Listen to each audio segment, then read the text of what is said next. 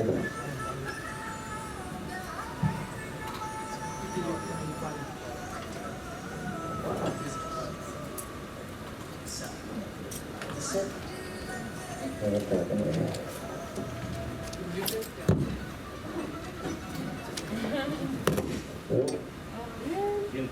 on mute. Alright, this is to wake you guys up after lunch, okay?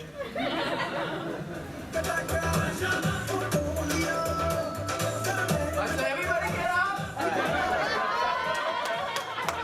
Stop joking!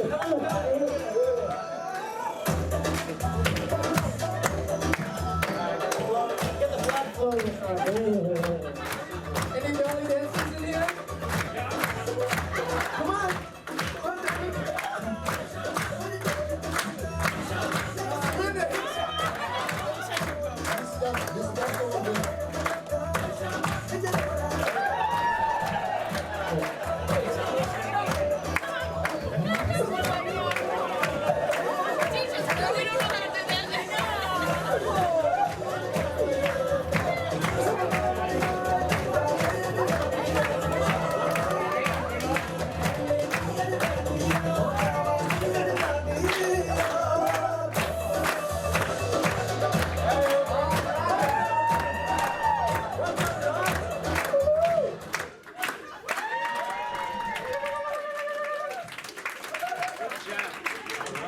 I learned screw the light bulb, pet the dog.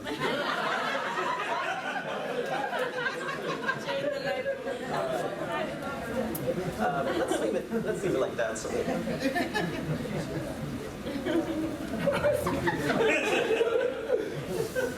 right, I bet y'all didn't know you had that in store for today, did you? No, we did. Thank you for sharing. Come on, guys. Why does that thing float like that? Tim, why does it scroll across like that? Oh, because I'm supposed to put that down. All right. There we go. Okay, so Tim asked me to start today by talking about how I bought 5 complexes in 90 days. And so first of all, how many of you already bought some apartment complexes? Anybody out there? Your mic is in and out. In and out? Oh, I thought you were talking about in and out of the apartment complexes. In and out of deals. Yeah.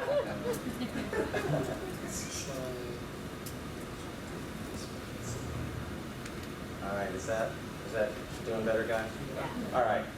Yeah, because I've got apartment complexes that I've been in and out of. You know, some I've bought and some I've sold, and I tend to have seller's remorse every time I sell a complex. I think, God, I wish I still had that. But I want to bring you back a little bit in history. When I started out, you know, I want y'all to know when I started investing, my first house was a little $22,000 2-bedroom, 1-bath house.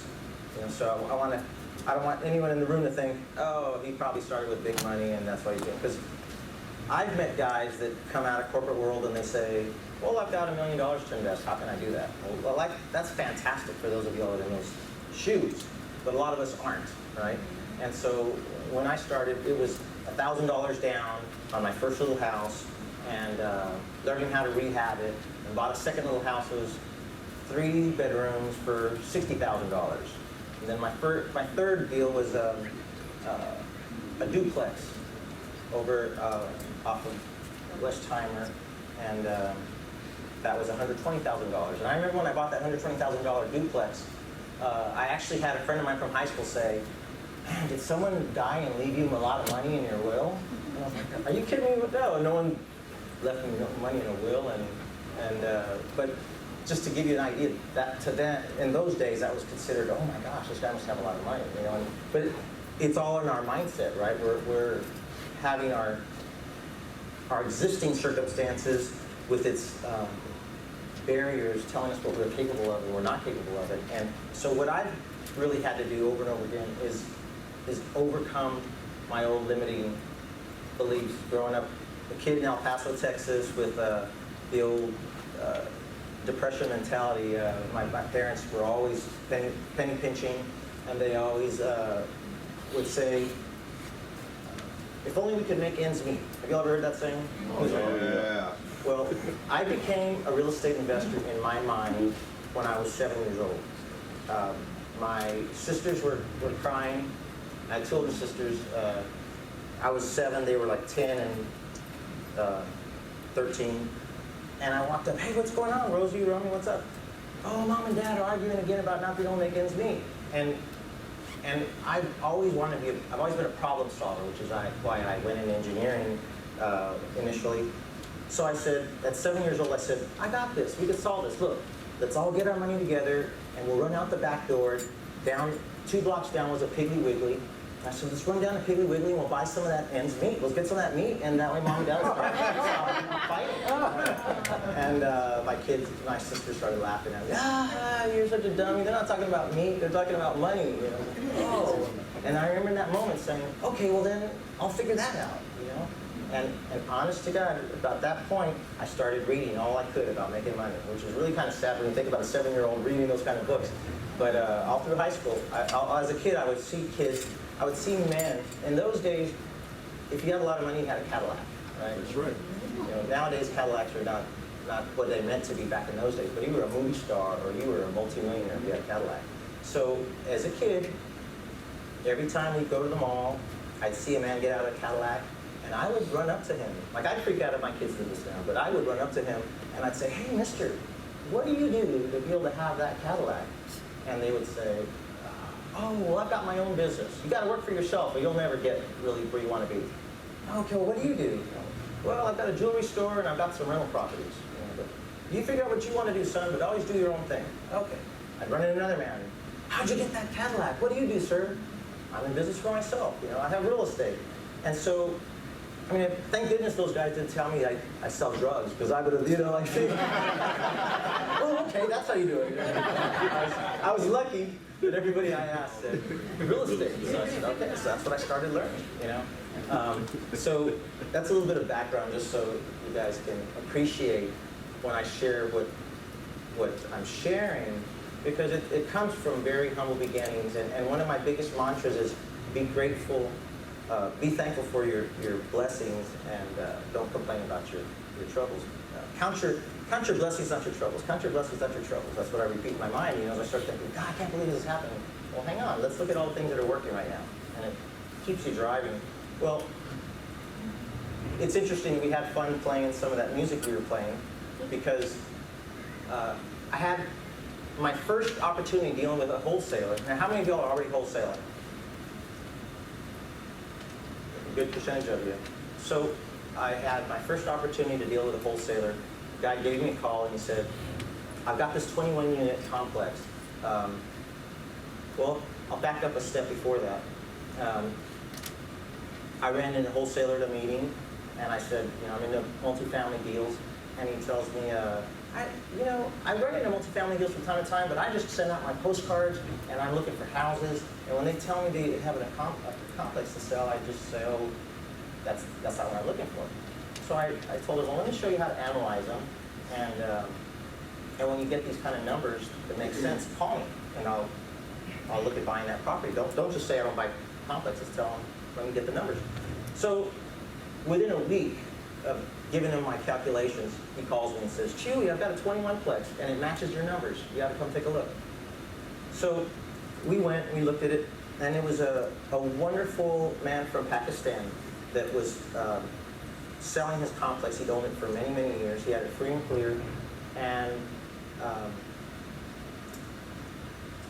he wanted $500,000 for it at the time. So roughly $25 a unit. And I didn't have $500,000, of course. And the first step I want you to really, really get is, remember when I said as a kid, it was all about problem solving. You know, really, we're all problem solvers here to make money. We're not chasing money. I think we're really looking at how to solve problems for people. So I was so fortunate, I asked the guy, well, what's going on? How come you're selling this? It seemed like a pretty good property.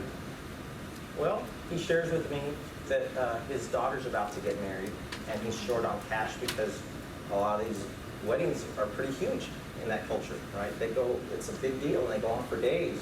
And he was short on money, and he was really stressed out about it. As you can imagine, this is his daughter. He wants an amazing wedding for his daughter, and I was starting to feel for him, like, oh man, you know, if that was my daughter, what would I be doing? And so I asked him, well, how much do you need for your daughter's wedding? And he goes, well, it's quite a bit, but I'm short $25,000. And I said, okay, well, look. And my mind wasn't on the complex anymore. My mind said, all right, sir, you know what? What if I help you with $25,000 for your daughter's wedding, and then you owner finance me the rest? And you really don't care about the owner, like, then you don't have a bunch of capital that you're gonna have to reinvest, or you don't have to pay capital gains taxes. You'll have this nice annuity where I'll pay you monthly.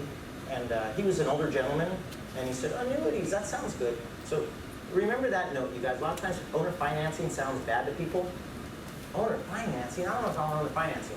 Well, flip the word to, wouldn't you like an annuity? Because that's all an annuity is, right? A payment you get every month. But investment bankers and Merrill Lynch kind of guys have everybody talked into buying things that give you annuities. So they'll go, oh yeah, I remember that Merrill Lynch guy talked about an annuity. Yeah, I'd like an annuity.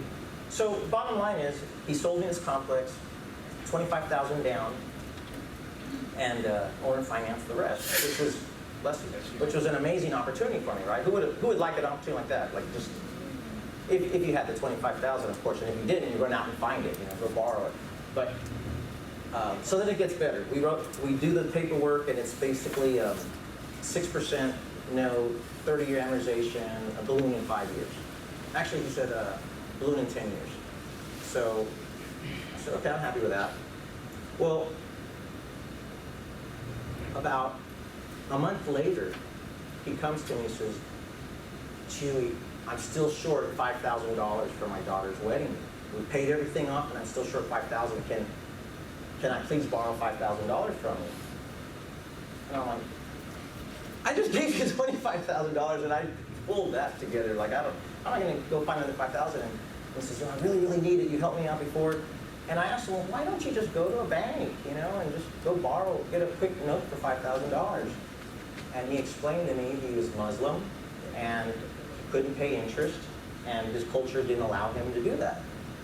Well, that was new to me at the time. Some of you all have heard that, right? So I said, well, okay. Well, I'd love to help you with the $5,000, but hang on. You said you have a problem borrowing money from a bank because you're not supposed to pay interest because of what it says in the Quran. Well, we just did a note a month ago, and that was 6% note, 30-year amortization, 10-year balloon. And he goes, oh, I'm so glad you brought that up. I can't sleep at night. I feel like God's going to punish me. I should have never charged you 6%.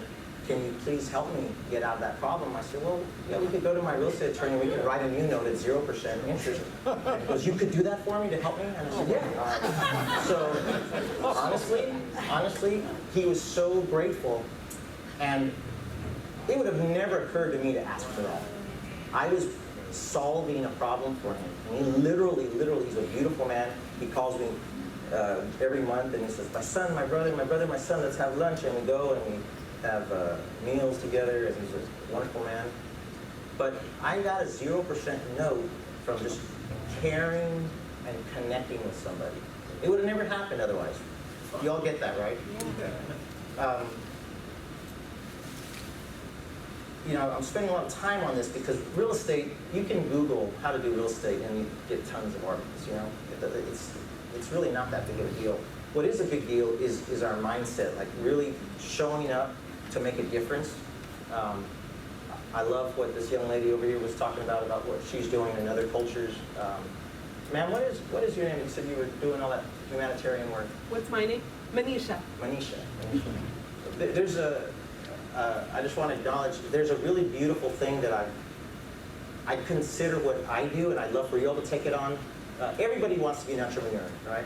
Well, there's a whole other cool level referred to as social entrepreneurs. Who's heard of social entrepreneurs? Yeah. What do you know about being a social entrepreneur? I know I want to end obesity in the world. Wow. in obesity. I've got a guy that's a doctor that's got a patent on something amazing that I'll tell you about. And I'm waiting to invest in that. It's going to be phenomenal. Well, social entrepreneurs are not just making money like we all want to do as entrepreneurs, but they're making money with the mindset of making a difference in our society, making a difference for people. And that's all I've ever done. So I want you all to take that on as a possibility of who you're being when you're out there. You know, when you're taking those phone calls, you're sharing with me your great deal that you did, and the lady called you, and you weren't there going, how much money can I make on this deal? You're listening and getting present with her and figuring out a solution, and that's why it worked for you, right? And you had a great closing. Well, what I do is I make a difference in communities, one property at a time. I buy crackhead properties. I always like to say I make a lot of money on crack and prostitution, because that's typically what I target. And people say, well, why don't you target beautiful neighborhoods with beautiful properties? And I say, well, what's the fun of that? I love knowing that I'm going into a place that's really trashed out. The last owners haven't been taking care of it. I move out the troubled people, I clean it up, and then I move in good families. You know, and it's very gratifying. And I want to emphasize this. A lot of our barriers to prosperity are thoughts about how somehow it's bad, right? You know, those rich people are jerks, rich people are arrogant, rich people, you know, there's all these things, and I had them when I was growing up, you know, and so it helps me bypass all that. Rather than get rid of that thinking, it helps me bypass that thinking by saying, well, I'm not doing it for me. I'm not doing it just so I can have the latest Lamborghini. I'm doing it because I'm making a difference in these areas. And I'm doing it so that I can have I have an autistic sister. I want to have my sister handled, and I've got a mom with Alzheimer's. I want to have my mom handled. And so I'm doing all this stuff for everybody around me, and then I get to benefit along with it. You know. Now, it's just my story, but my story is, if I was doing it all for me, I don't think I would be doing it as well. I don't. It's just, but that's part of my beliefs. You know, you guys might be able to say, I'm doing it all for me, I'm gonna make a lot of money and do great. That's awesome. You don't have the barriers that I have. So a lot of times we can't change our thinking so much. Don't change the old programming. I just figured out a way to bypass it. Yeah, that is bad. Okay, but I'm not doing that. I'm doing this other stuff to make a difference. Okay, so hopefully that's helpful. Well, I get this 21-plex, and I think, wow, that's bigger than I ever thought I was going to be able to buy when I was buying my first little house. So this 21-plex over here, A, was down off of Wayside and 610. Well, about a year later, I get a phone call about 3 other properties, actually 2 other properties right in the area that were for sale. And how many of y'all know Jeremy? Jeremy and I, a year before, were trying to buy that property from a lady at $20,000 a unit. The lady wanted $25,000 a unit, and Jeremy had met her, called me. We were looking at buying it, and she would not budge off of 25. And Jeremy and I worked so hard, we both got so depressed because we couldn't get that deal at 20, and we had to walk away from it. Well, a year later, I get a phone call from a banker. Hey, we just foreclosed on these complexes. Can you take them off our hands? They're $10,000 a door. The same ones that Jeremy and I had beaten our heads trying to make that woman take 20. And so at that moment, you can imagine, I said, absolutely, sir. I know those properties. I will take them. So I got them under contract immediately and bought those 2 right away. And then about 60 days later, I had a call from another banker that said, I just heard you bought 2 REOs off that other banker. I've got another one. Can you please take a look at this one? And that one was also an REO, super, super cheap. And but once again, we were trying to solve this lady's problem, the lady that wouldn't budge off her 25. And we had a solution for her, but she just wouldn't take it. And she ended up going into bankruptcy, and then we ended up benefiting from it later. So at that time, I want you all to know, at that time I thought, I'm a rock star. I just bought 3 apartment complexes in 60 days. Like, how could that ever happen again? To me, that was just so beyond my capability of thinking of what's possible. And that brings to mind this cool saying of Albert Einstein's. Really, all that changed wasn't anything about what I know about real estate. All that changed were the conditions that I had in my mind that were holding me back, you know? And so when I started shifting the conditions in my mind, I was able to go out and within 90 days I bought a 22 unit, a 12 unit, a 14 unit, a 6 unit, and 32 unit. And at that point I thought, wow, I need to sit back and just chill out and focus on my properties. And then about 60 days later, I found a 48 unit that they called me on, and I said, okay, I'll go and buy that one too. And so this was 5 in 90 days, and then 60 days later, I did the other 48 unit, which, I mean, who would like to be able to do something like that this year? Like, pretty crazy. I don't know if you'd want to, though. It's a lot of work all at once. But I had to surround myself with a great team. I think that's one thing you're probably learning a lot this weekend is you don't do this stuff by yourself. I had to get myself good managers, good maintenance men. So let's go deal by deal. The 22 unit. There's a foreclosure. When was all this? Excuse me? This was all 3 years ago. Yes, sir. Well, the early ones before that was like 4 years ago, and then it's been going through a progression here. So there's a 22 unit. It's over there off of Lockwood. And as we're doing this, I'm going to give you guys some tips on how to find these deals. All right?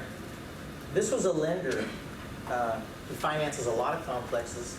The guy has about literally 1,000 mortgages. And in the past, I bought 21 houses from him. When I was just doing houses, I bought about 21 houses from this man. And he and I have a beautiful relationship because I got to where I would pay him off. I'm really big on being debt-free. I freak out about debt. I used to use debt a lot to grow, but now my goal is to be debt-free.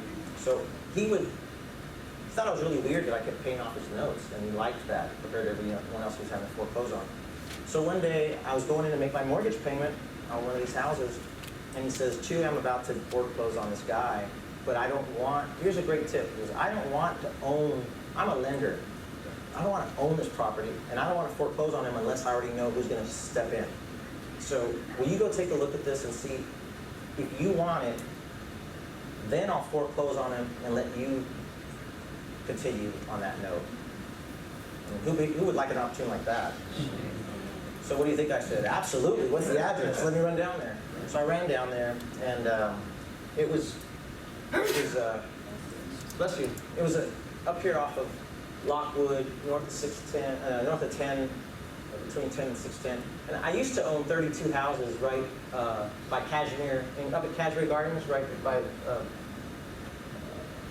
Barbara Jordan High School. So I knew that area because I used to have those 32 houses, which I sold on an owner finance note because I got to where there's a lot of work to cover those 32 houses. So I sold them to a man that loved the opportunity. I passed on the opportunity to him, and then every month I would get those mortgage payments from him. And it was really, really cool because sometimes he'd come to make the mortgage payment and he'd say, man, you know what I just did yesterday? I said, what? I just had to change a water heater. I was like, oh, thank goodness it was you and not me. You know, it's like I get the payment and he's doing all the work, right? So I think also it says in the Bible, be the lender, not the borrower, right? We were talking about earlier, the Quran. Well, so I told that man I'd take the 22 units. When I came back all excited, he says, here's the deal. That guy's kind of a jerk. If I'm going to foreclose on those 22 units, I want to take away his 12 units also. He's behind on that one too. He's not as behind on the 12 as he is on the 22, but if we're going to take him to court, let's just knock it all off. So will you take the 12 also if I foreclose on that one too? And I said, well, man, how much money do you want down for all that? You know, I'm going to have a lot of rehab to do. And he says, look, I know you're going to have a lot of rehab to do. Just give me $10,000 down, and I'll owner finance the rest. And that way you can use your money for the rehab. I said, absolutely, let's do that. You know, so I got that 12 unit, which was up a little further north, but still somewhat in the same vicinity. Now those 12 units, they're 2-bedroom, 1 baths. They're rented for $550 a month. They're central heat and air. This last guy had put brand new tile cabinets. This guy was behind on his payments, but he was remodeling his place. It looked better than anything I had owned up to that point. So I was really, really happy to have had that opportunity.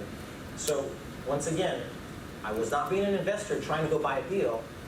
I was trying to solve this man's problem. You see, this guy was really frustrated because he kept having to hear excuses from this gentleman.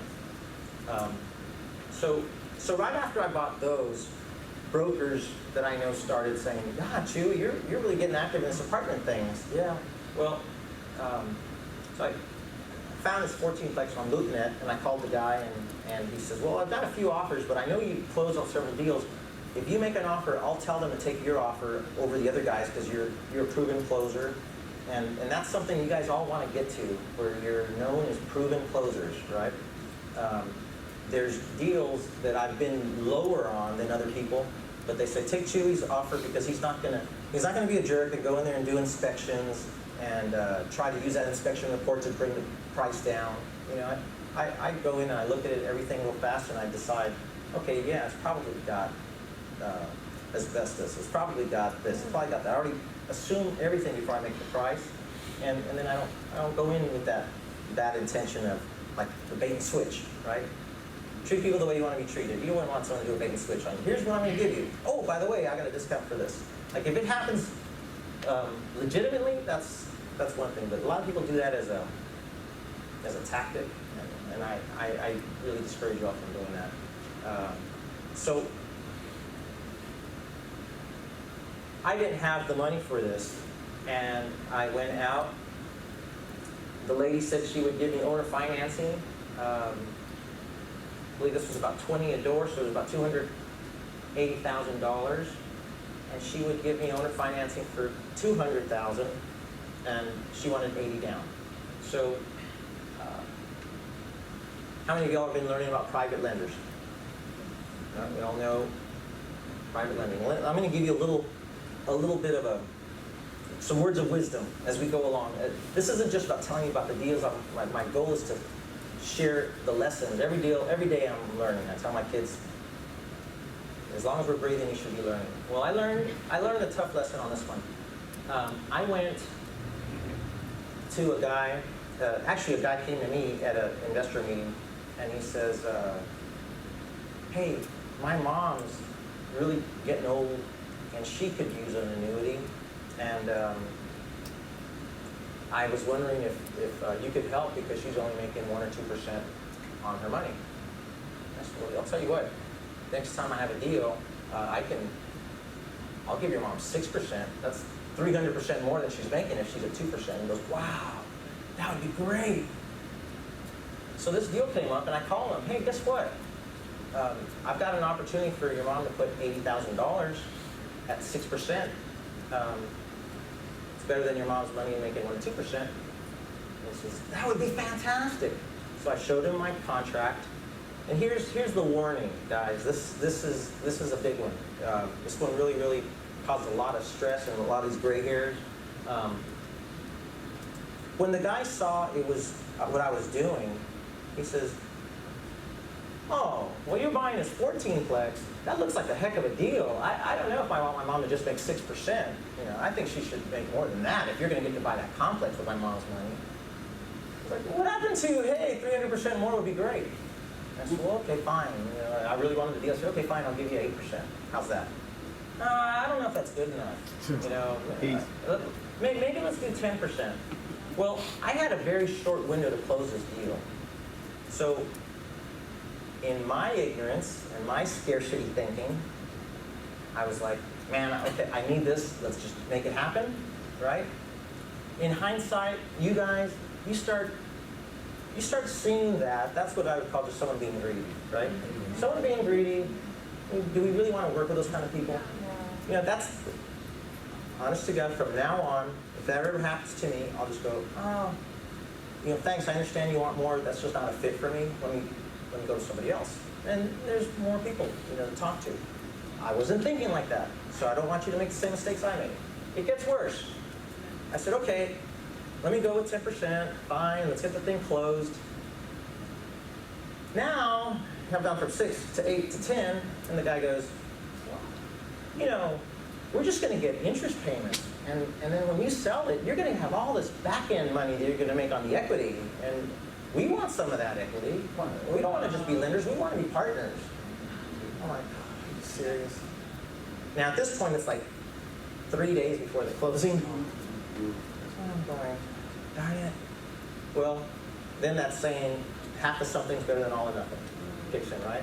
Half of something's better than all or nothing. So I'm like, fine, let's do it. And so we go in and we do the deal.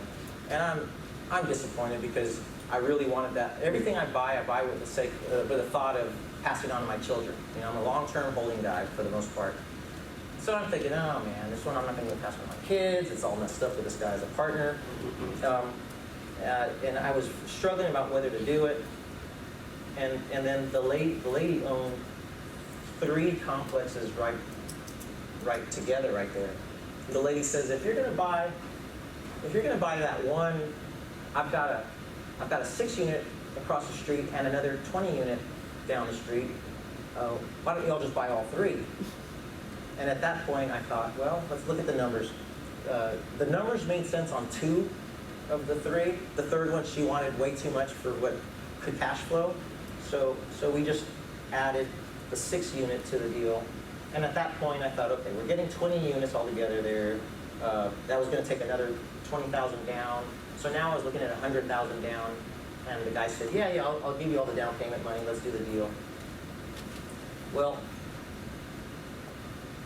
the crazy thing is, as luck would have it, as I'm trying to decide whether or not to sign my life away to this guy who's now turned into kind of a jerk, I get a phone call from another lender that says, hey, Chuy, I hear you're really active about buying foreclosures right now, and you're closing, and you're a proven closer. I got a 32 unit. You want it? And so, well, where is it? You know, so he tells me where it is, and this is now 1, 2, 3, 4. Yeah, that's the 5th one. And this is right by Palm Center. Y'all know where Palm Center is? Briggs, MLK. Huge. This property was a huge drug property, but it was right along where the Metro Rail was about to go through, which is now done. But at that point, this guy says, well, I'll give you the down payment money for that one too. No, actually, that one had to be cash. He said, I'll give you all the cash for that one. So then I thought, okay, now this guy's at least now, he's worth having around. You know, at this point, we got this 32 unit for $320,000, $10,000 a unit, which, by the way, just last month I sold it for double that. But at that time, it was $320,000 a unit. And so he put $320,000 down, plus the 80, plus the 20. So that was $420. I thought, all right, well, this guy, at least, if he wants to be half my partner, at least he's copping up $420,000. That's all right. So, you know, it all kind of worked out. But now here's back to the lesson about why we not do this again. All of these deals are profitable.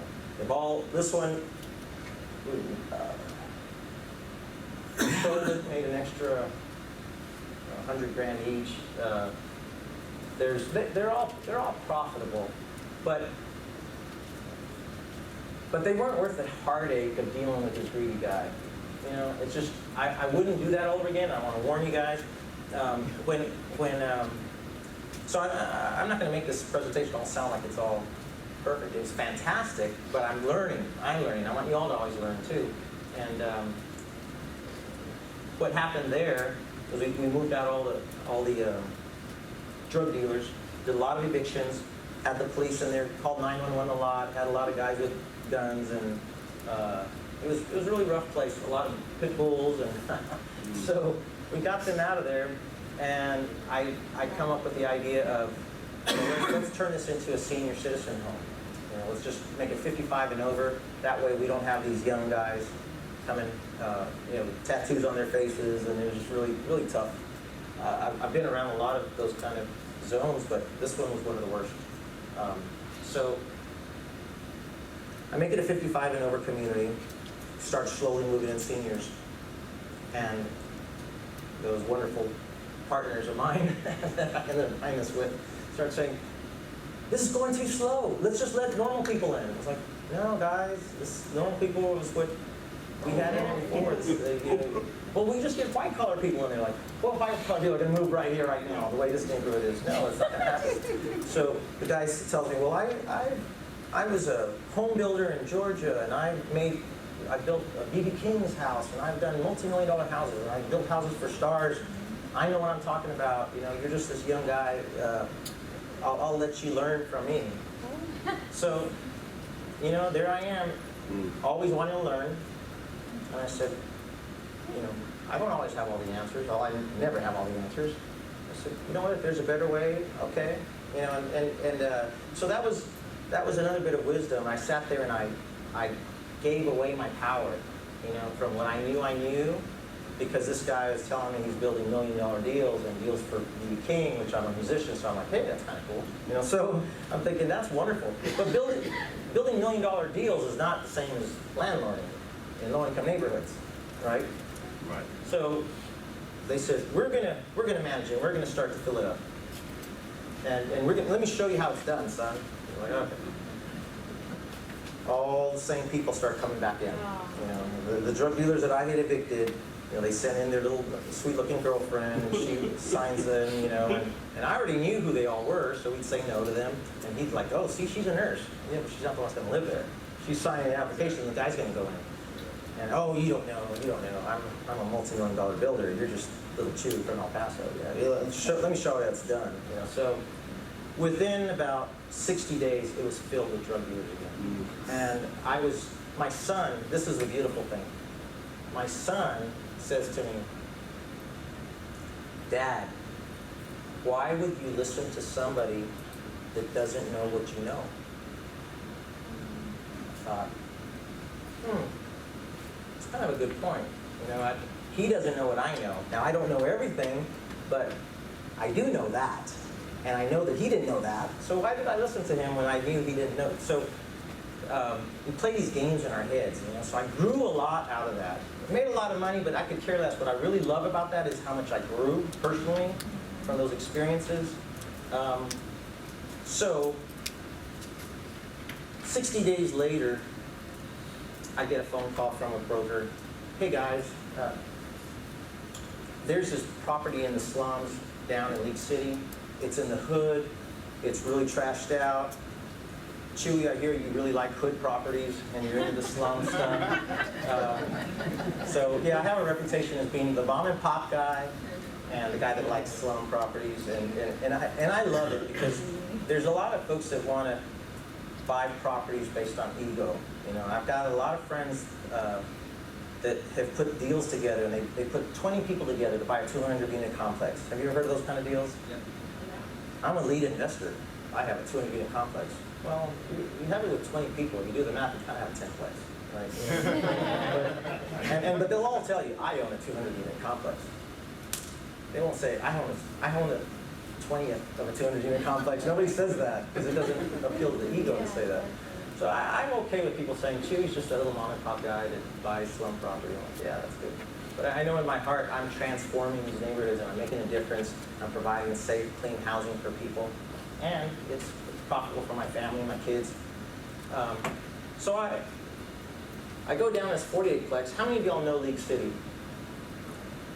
Do y'all know that there's a real bad slum hood part of League City? No, right? Well, Ship Channel, but that's not really League City. No, but it's cheeks, but the little shack on the right. Well, I didn't see that one. But overall, it's kind of a trick question. There is no slum hood in League City. I mean, I went down there and I passed by this property and I said, it can't be that one. And I'm looking around and at the corner of the block, there's a Mercedes-Benz dealership. Oh, yeah. Across from that, there's a ballet studio. It's like right by Highway 3, and there's a McDonald's and Starbucks at 518 and Highway 3. I'm thinking, this is slums? Well, this is a slum of League City, but compared to the slums we're used to in Houston, this is like beautiful. And so I was thrilled. This is actually pretty great. Well, the lady wanted $650,000. So I thought, well, okay. My MO is try to buy as close to 10 and then try to have it be worth as much as 20 a door. So 20 a door would have been 960, 10 a door would have been 480. She's at 650. I'm like, okay, there's some room in there to make some money. And I put on my problem-solving hat. So if you guys remember anything from my talk, just remember to be problem solvers. I talked to the lady. Fortunately, the broker knows me real well. And the broker, some brokers don't want you to talk to their clients, but this broker knows me, and he kind of like said, Chuy, go work your magic. Go talk to the lady. She'll probably like you, and you work out a deal. So I sat down with the lady, and I said, what's the reason you're selling this? And she goes, oh, this is just the slums of my portfolio. And I said, well, really? And, well, she owned a 200-unit complex right by the Galleria, which was worth tons of money. And she owned a 200-unit complex on the seawall in Galveston, which is worth tons of money. So relative to her stuff, this was the worst of her properties. And she just said, I've got a deal on my ranch.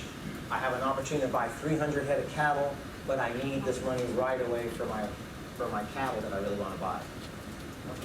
And I thought she was lying. I said, you're selling this complex to go buy cattle? And she goes, yeah, I am. So I asked her, well, how much money do you need for that cattle? And she goes, well, I need about $180,000 by Friday, because if I don't pay the guy Friday, and this is a Monday, I told she says, if I don't have $180,000 by Friday, I'm going to lose the cattle deal, and my neighboring ranch is going to buy them. And so now my mind's not on the complex anymore. I'm like, okay, well, how much is that per head of cattle? And tell me all about it. And I'm learning all about her ranch. And she's explaining to me how many thousands of cattle she already owns, and she really wants these because these are some special Brahma bull mix or something that I don't understand. And they were some special cattle. It was a great deal. So I said, okay, well, you need this by Friday. Yeah, this is a Monday. So if I can give you that $180,000 by Friday, I'll make that happen, but not at $650. I'll go at 10 a door, which is $480, and I'll help you buy your cattle by Friday. And now her and the broker said, yeah, but we've already got an offer from Lifestyles, an offer from this other guy, and all these other offers were 600 plus, but they all wanted 60 days to close. And she said, can you trust Chuy? And he goes, yeah, I've known Chuy for a long time. If he says he can close by Friday, close by Friday. So she says, I'll take your 480 over those other people's 650, and I want my cattle Friday. So isn't that beautiful? I was like, wow. And it felt so good to be acknowledged for my integrity is really what it was, right? Like he said, he's not going to go in there and try to change the price on you after inspections. He's not going to go in there and have excuses. And the lady goes, well, how do I know you're going to really close on Friday? So here's a cool trick. I said, I'll tell you what. I'll close in 24 hours. Just close in 24 hours. Just do the deal. Sign it. So she goes, all right. So we signed it. Closed in 24 hours. Well, before I said that, I asked, has the title policy been done? No, we haven't worked on title policy yet. Okay, I'll close in 24 hours. So we signed the papers, and they said, we're going to go open title. Okay. Well, how many of y'all have ever been to a title company? How many people get their clear title in 24 hours? How long does it take y'all? 5 days, maybe a week, maybe 2 weeks. So now, the lady's not waiting on me. She's calling the title company. Come on, hurry up, we need our title, come on. So it was awesome because it enabled me to be the good guy, promising that I'm going to show her money. But during the time that I was waiting for the title to be done, I ran in there with all my guys, did all my inspections, made sure everything was fine, and got myself ready to take it over. And So I went back and I thought about those rich guys that really ticked me off on those last 3 deals. And I said, I'm not going to do that again. And I thought about this guy that used to be a property manager of mine, and he became a roofer. He and I started a roofing company, but he had to get up at 5 in the morning, and I don't like to do that, so I let him have the company. And he was an awesome guy, so he had remodeled 32 houses for me that I made $320,000 on, and this guy had done it all, like one-man machine. So, oh, Rogelio. You guys remember Rogelio? Anyone saw that last? Rogelio, for those of you who saw the last panel, he was my roofer, my manager. I helped him go buy 21 houses of his own, and he's very grateful to me. So I called him, I said, Rogelio, I got a deal. I need 180 grand really fast. And if I'm gonna help make money with anybody, I want it to be you. And how much money do you have right now? He says, well, my cousin's got about 250 grand right now that he wants to invest. And I told him all about you, and he asked me to let him know when you ever have an opportunity. So he said, well, call your cousin. He called his cousin said, heck yeah, I've got cash. So I was like, it's cash? Like, yeah, it's all cash, like bills. So, okay. So we went to the closing, and he came with a briefcase full cash, and I didn't ask any questions. I'm happy. I got you 180. And this guy was a flooring guy. This is a man, his cousin is a man, on his knees. How many of y'all have done ceramic work? I mean, you sit there like this all day long, putting the mortar down, putting the grout. You know, these guys work hard. And I was able to take that guy's 180. We made a partnership where he was the money guy, Rogelio was the guy who did the make-readies, and then I was the businessman to put it together. We filled it up, put it up for sale. We sold it for double what we got it for. We sold it for $600,000 more than what we bought it for, and each of us made $200,000. The tile guy that works like crazy got to make $200,000, which to me is just amazing because it's just he deserves it. You know? My roofer guy that has to be out there in the heat, waking up at 5 a.m. taking bundles up on the top of roofs with his children. My kids would never do that. He's out there with his kids, and it was so beautiful. I mean, I was in tears when we gave him the money, and I thought, wow, like those are the kind of people I want you all to think of doing business with. People that you're going to be able to celebrate together. People are going to go, wow, we're making a difference in each other's lives, and that's what I call the social entrepreneurship part. You know, it's not just about making money. Actually, making money is. I gotta be careful when I say this, but to be honest with you, making money to me is a byproduct.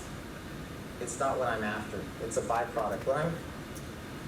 And I don't mean that literally. Of course, you got to make money, but it's not my sole mission, you know. And so I'm out there. It's about making a difference for people. It's about keeping my word, doing things right, doing things long term, having the freedom to enjoy my life with my family is the real thing I'm up to. I'm not up to having a lot of money. And I'm working on changing that. Tim's helping me change that. Because I've seen these guys, like they're doing great, and they're. I want to add to that. You know, it's not about making money or making a difference, right? A lot of us have an or conversation. Yes. I'll either make a lot of money or I'll volunteer and make a huge difference. Well, really, like what Chuy showed you here is an and conversation. Yes. I get to make a difference and make money at the same time. Right? Yes. So it's a lot of what we do. So like when you're out there talking to sellers, talking to buyers, like look, you're not just making money off of this deal. You are really providing a solution to this homeowner. You're really providing a solution to these buyers and these private lenders. Yes. And so always have that in mind. It's an and conversation, not an or conversation. Yeah. And he helped me see that because he saw me stumbling about, man, when I was a kid, you know, I went to Austin High School and everyone talked about the kids at the rich high school, Coronado, and, you know, everyone would talk bad about the kids at the rich school. And so there's a part of me that was really conflicted, you know, like, wow, I'm getting more and more successful, like my bell tower deal, that made millions, and it's like, I didn't set out to make millions. I set out to make a difference, and so it started to freak me out a little bit. So he's helping me get that clear in my mind. It's like, hey, you can do both, right? So, are you all okay with doing both? Yes. Who's okay with doing both? Let's see. All right, well, y'all are ahead of me. So, I'm there now, but you're ahead of me from where I started. So, so this is that, hang on, get to your question in a second. So, there's a reason I share this. Y'all ever watch magicians? And you think, that's amazing, how the heck did that guy do that, right? And then, when I was a kid, I always loved getting a little magic trick. The kits at Kmart back in those days. And, but then you learn the trick, and you go, that's all there is to it? That was no big deal? Have y'all who's ever done that with a magician? You see the magic trick, how it works, and you're like, oh, that was no big deal. Well, it was a big deal when your thinking was where it was. Then you learned how it worked, and you're not thinking that way anymore. Now it's simple. Well, most of what I do, this is really funny because it'll mess with your all's egos. Most of what I do, when people see what I did, they're like, that's obvious, that was so easy, why didn't we do that? And what you'll find is you're going to be helping people that are having problems.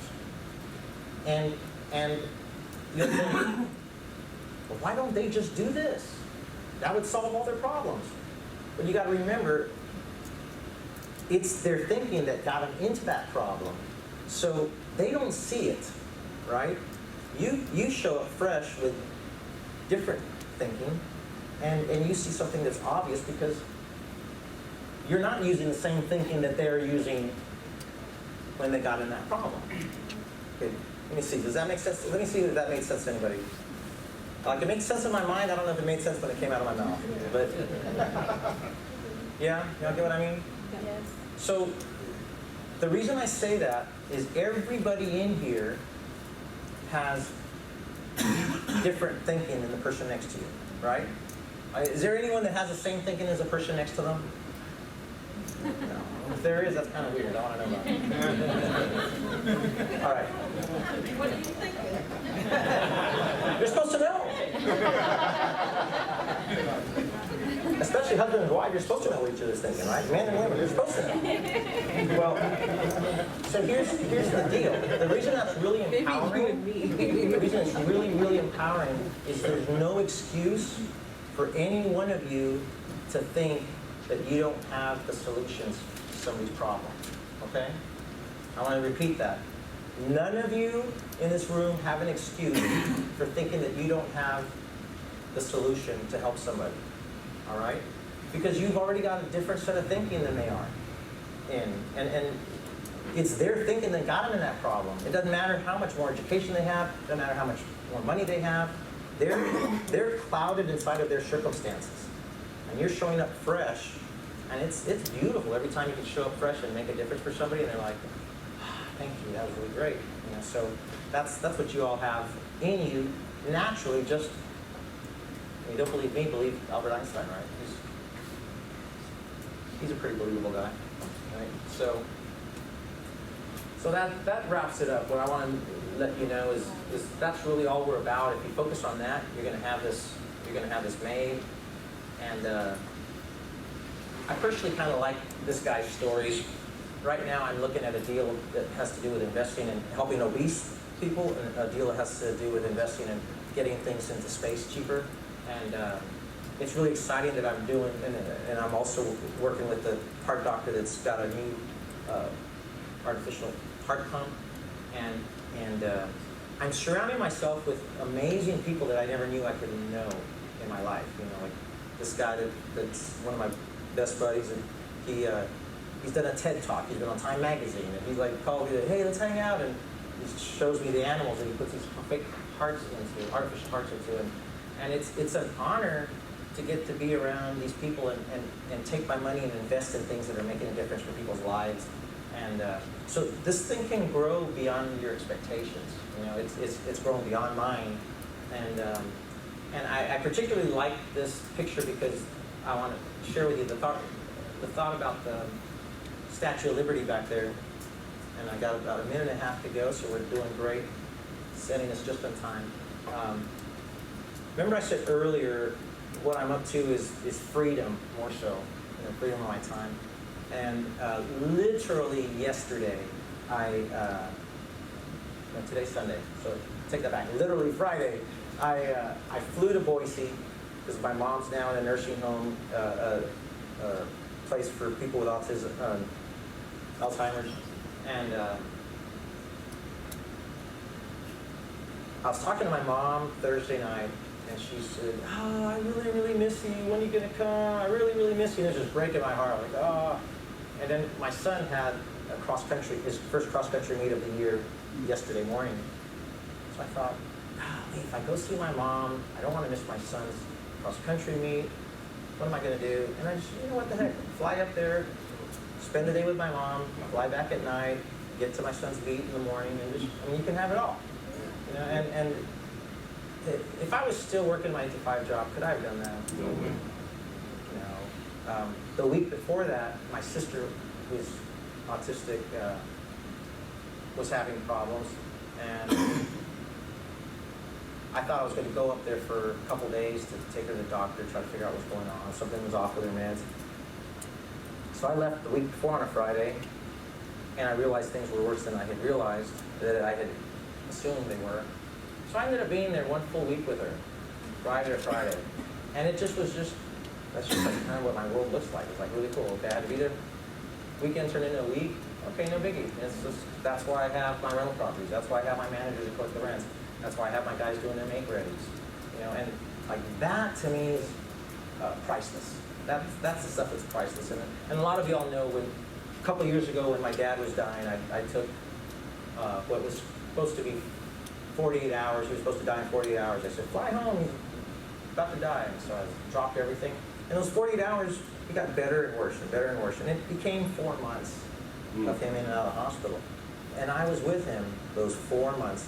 And I would fly home just if my son had a cross-country meet. And he's like the fastest in the state. He's like really amazing. So I never wanted to miss his meets. And then my daughter, she's really into performing music and theater. So I would come for her performances. I would come for his meets, and then I'd fly right back home and be with my dad because I didn't know when his last day was going to be. And then I had my gigs. As you all know, I play sax. I've got a couple bands I'm in. And so I'd come fly home for my gigs and then fly right back to be with my dad. Like that's amazing, to me to be able to do that. And that's what I want you all to be able to do. And you have it right at your fingertips. And you surround yourself with good people. All the people here, take all the training you can. Read as much as you can, be a sponge. I'm always learning every day, and that's the end of the presentation. So you guys, I want to hear about your all successes as we go along. And yes. Quick question. Because of your lesson about that first deal with the guys that partnered up with you, when you said you learned something from that, how would you have handled that differently as far as showing him the contract? What would have been a better way for you to present that invitation to him? That's a good question. I don't think I'd do something that different on showing him the To invite him in. to invite him. I think the conversation's the same. I'll have to think about that. That's a good question. In my mind, I jump to, when I realize there's that side of them and it's not really a fit, then I just want to separate from that person. But I don't know. What do you think I should? What do you think I could do differently? I think it wasn't how you presented the deal to him. I think it was your detachedness from the deal. Your what? Your attachedness to thinking, I need this money now, so I might as well just do it. Exactly. Rather than being attached and saying, it's possible to find this money tomorrow. Yeah. The scarcity mindset had me attached, and you're exactly right. So you would still present the deal to somebody else the exact same way, show them the numbers, how profitable you are. Because lenders like to see that you're going to be profitable because Yeah. that's your money. Yeah, so whether or not am I going to do the deal? And so you still want to share with them because they have to decide, Because they're the lender. does this make sense? Am I going to trust you on this deal? Does this deal look like someone's going to be getting my money back? So, yeah, thank you for pointing that out. So And it's all personality based, it just depends on the lender that you're working with and, how they look at things. Everything we do in life is personality based, right? All of this is just relationships, connecting. That's all we're doing as humanoids. Or that's all we should be doing. All right. So we're gonna take a stretch break, not break, all right? Just stand up and stretch and switch to the next presentation. Yeah. Just stretch. Then,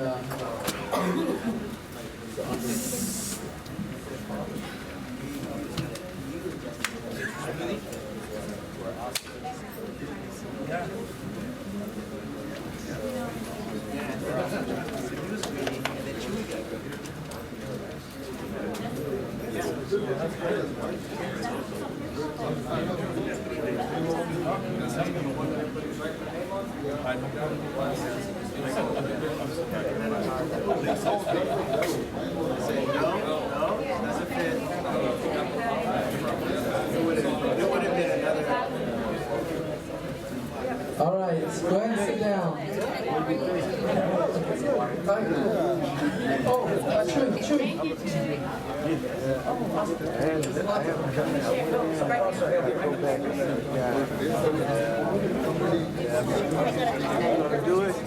Did you? All right, guys, go ahead and sit down. So, while Chuy's out, I want to share with you something. Because I've always been a single-family homes guy. I never really went into the multifamily and commercial. Because in my mind, that multifamily and commercial, they're complicated. Right? There's a level of complexity to them. And Chuy took me out on visit those 5 properties that he went through, and we talked about what he did with them, how much he bought them for, and what the value is now, how much he's selling them for, and just the little things that he did on each of those properties. And I was like, wow, this is a lot easier than I thought that would be, And so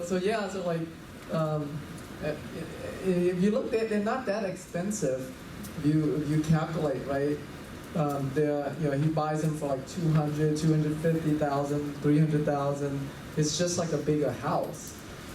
It's really, it was a really cool experience. And so, as you are out there marketing for these single-family home deals, as you're out there marketing these landlords, these absentee owners, chances are you're going to run into. My ex-wife used to say, Chuy, mic's on.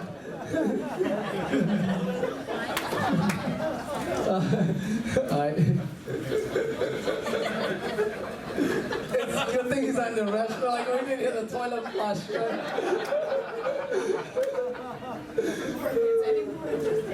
But it's as you're out there marketing for landlords looking for houses, you are going to run across landlords that have packages of homes that they want to sell. You're going to run across landlords that have apartments that they want to sell, or a strip center that they want to sell. That strip center commercial deal that Cynthia showed you guys Friday in her case study. Well, that came from a seller that she was buying a house from, and that also had the strip center. So these kind of things, you're going to run into, and so, Chuy in this session is going to teach you, how you can find these deals and how to analyze them, so that way when you do run into them, that you know what the value of them are, so that way you know how you can flip them. Right? You know how you can sell them, or decide to keep them for yourself. Okay, I love wholesaling. Wholesaling is a great way to get started. Make some money, and then you can use that money and invest in long-term, long-term hold like these apartments are. So that way you can build up your residual, your passive income as well. So it's that's why Chuy is here. It's like really open your mind up. I was just sharing with them about how you took me out on those properties, and like I told you, it's like, man, this is so much easier than like what I imagined in my head. Yeah. It's like the magician thing. He's like, that's all there is to this? He's like, yeah, you can do this.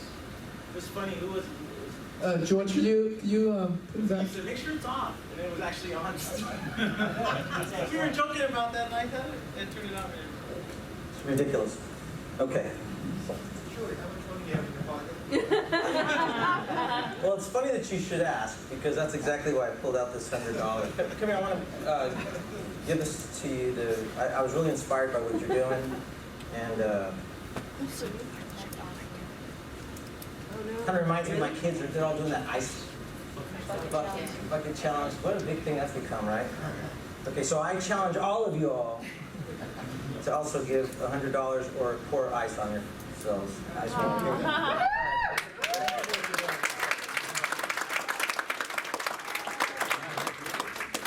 Shukriya.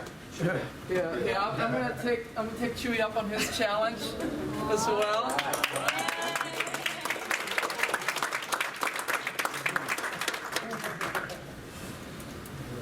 Okay.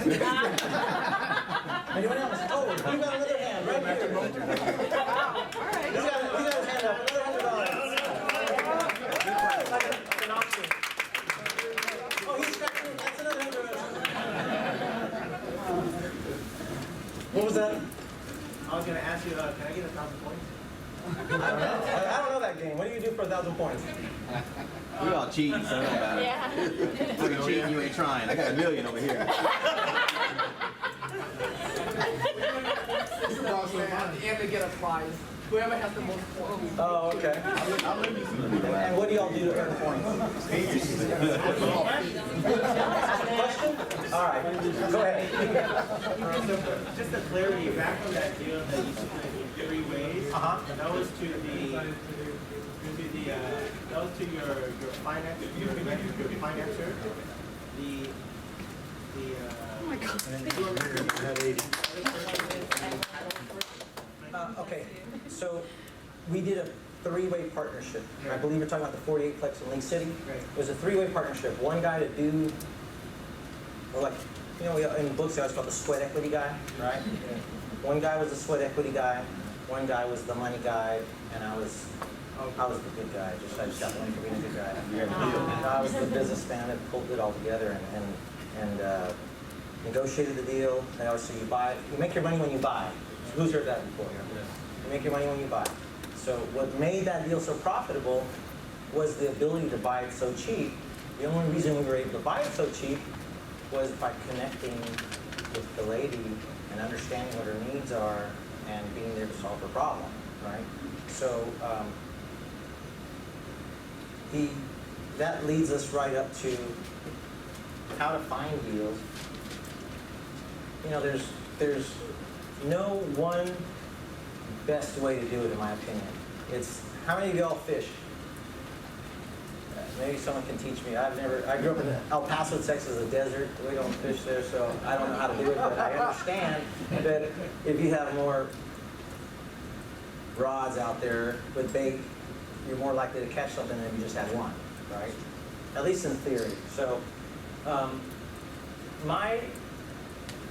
one of my favorite things I do is I have search criteria set up on LoopNet. And I'll have it alert me when a new deal pops up in the 5 to 50 unit range. So there's search ranges. You could say 5 to 50, 50 to 100, 100 to 150. You put whatever criteria you're searching. You all have seen that in other sites, right? Same Movato, all these other sites do that for houses.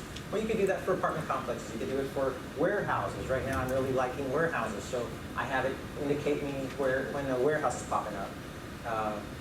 Craigslist, believe it or not, I did not use Craigslist at all until a year ago. I bought a church in El Paso, and I was starting to restore this old historical building, and I didn't have my crew. My crew was here, so I didn't want to. I didn't have anyone to go work on the church, so I put out an ad on Craigslist, the next day, man, I cannot believe how many people showed up at the church to work. It was amazing. And so I thought, this Craigslist thing's actually pretty cool. So I started going on there and I started looking at real estate for sale and finding all kinds of great things posted. Who uses that now? Go on Craigslist. Last week, I had a tree limb fall. Went on there real fast, needed someone to come cut a tree down, grind a stump. Bam, you know, it's amazing what a great resource it is. It can also be kind of dangerous because you can find, for those of you all impulse buyers, I bought a motorcycle with a side scooter the other day, and it was kind of it was an old Russian bike that I couldn't say no to. But wholesalers, and have anyone ever heard of wholesalers? Wholesalers are amazing. I really emphasize that because I've come from an environment that have not embraced wholesalers. There's a mindset that some people have that, oh, those guys are just middlemen. They're going to knock up the price, and you want to knock out the middleman. It's like, no, that's really ignorant. That's really ignorant. It's you got to have that abundance mentality of, first of all, there's enough for everybody. Secondly, wholesalers work really darn hard to find those great deals. You know, share with me, how many postcards did you send out? 5,000. And those 5,000 rewarded you with your first closing? 50 phone calls. Can I send up and share? I went through about 40 to 50 phone calls. Got a few angry people to start off with. Well, why were they angry? What did they say? They wanted off of this because we send out postcards to people that own property, not because they're in any distress. They said, I'm not selling my house, take my name off of this. We go through that. And you also take phone calls, people just want retail price, they want too much, and it's not a deal. Yeah. So you just have to go through. Finally, I got her phone call, and she was distressed because she was behind on her payment. And how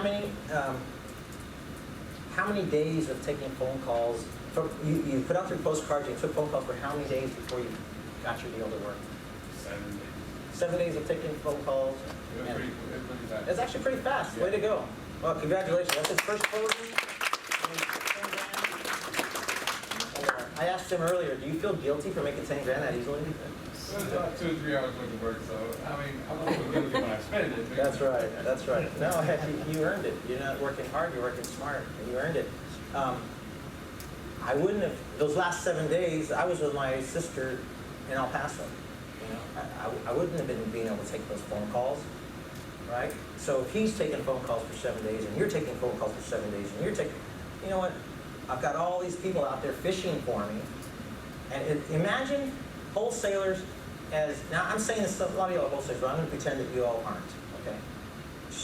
Imagine wholesalers are people that are out there baiting the hook, spending all that time in the sun, and then when they finally get a fish, they call you and they go, hey, we got a fish for you, here, you reel it in, and they hand you the rod, and you get to sit there and go, I caught a fish, and look at the picture of my fish, right? Like, it's kind of like what you always imagine, like the super rich people do. They have a little, they don't want to get dirty or whatever, like in the old movies.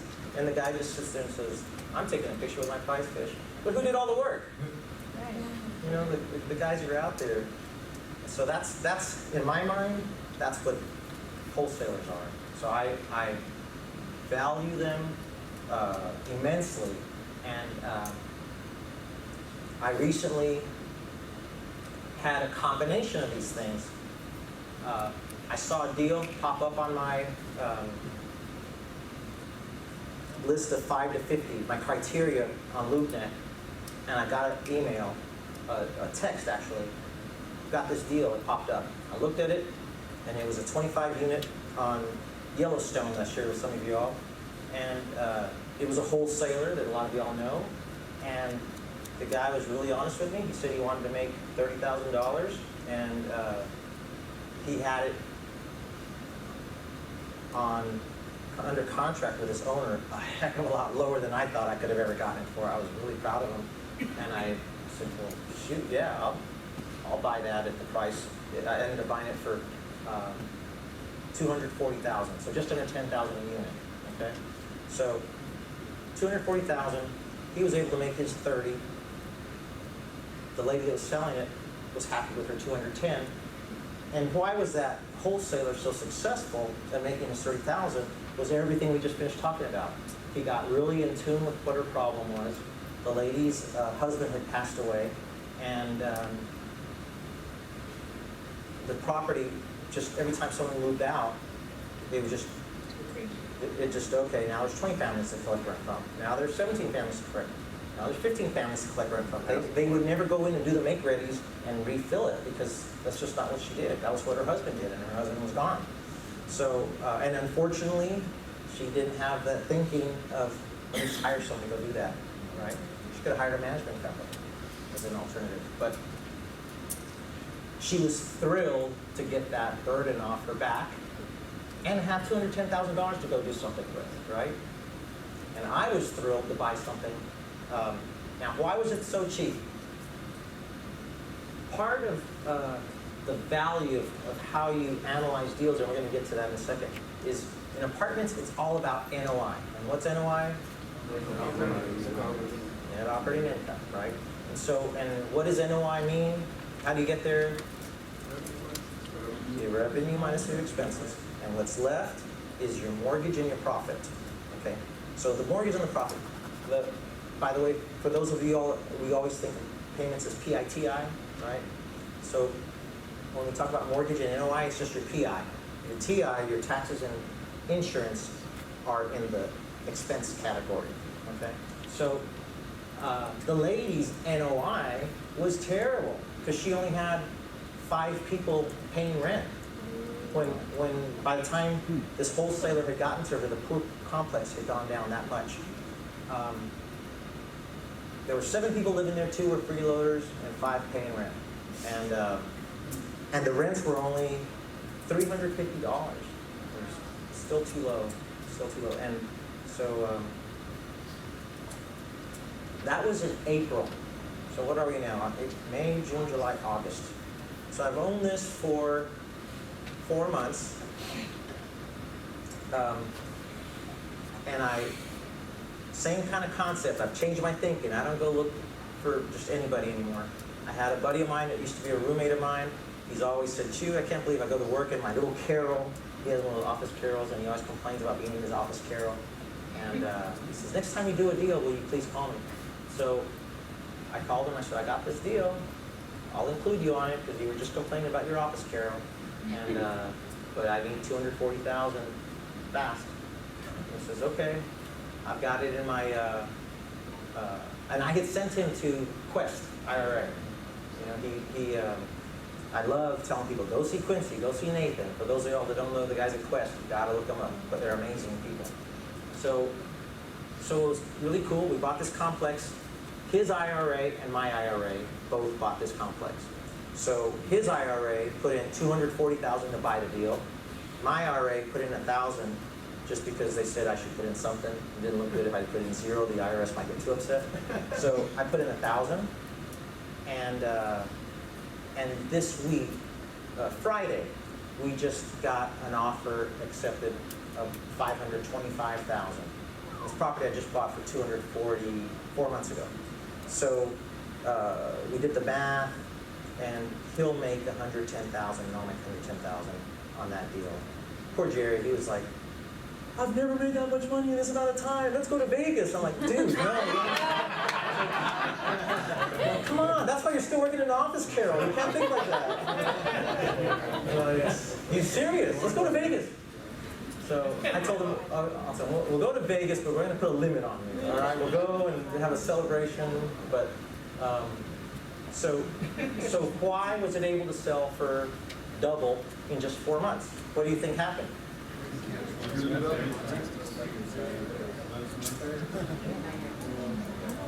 NOI doubled. So NOI doubles, the property's worth more, right? How many of you all focus on houses?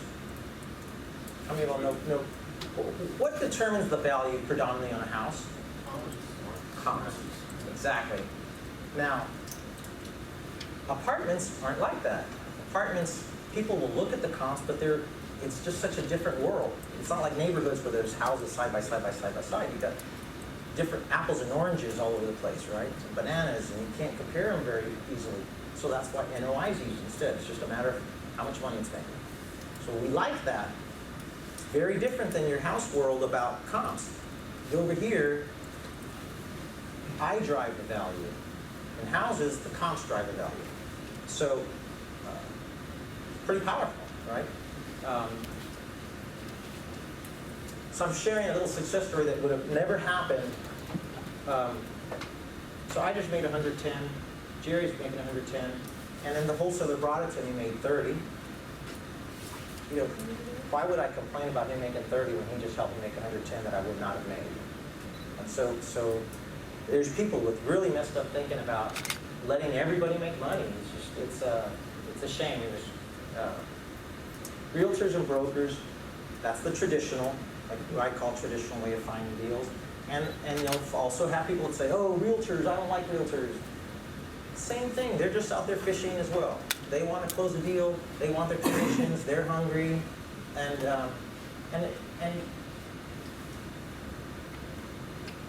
you get relationships built with realtors.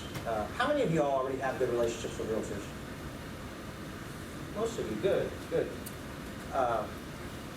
One thing I say to everybody, and some of y'all heard me say this before, whenever you meet a realtor, do not tell them, I'm an investor. When you find a great deal, call me. Have you ever heard anyone say that? Yeah. And you're like, oh, dude, another one of those guys. Okay, fine. You know, and then they get the card. I remember one time, the first time I had cards when I was young, I gave a guy my card, and he literally looked at it and threw it. I was so hurt. I was like, what the heck just happened? No one picked it up. I was like, honestly, looked at it and threw it. I was so humiliated. But now I get it. There was no reason for him. I had no value established with that guy. What did he need my number and name for? So it was powerful, because then I learned, when I walk up to people now, I say, hey, I'm a real estate investor. If you ever have a piece of crap that nobody wants, that looks terrible, that you wonder, oh my God, how can I ever show this property to anybody because it's a hermit that's got stuff piled everywhere, the roof's caving in, call me. That's the kind of stuff I love. Crack deals, prostitutes, all that stuff that you wonder who would be crazy enough to buy, think of Chuy.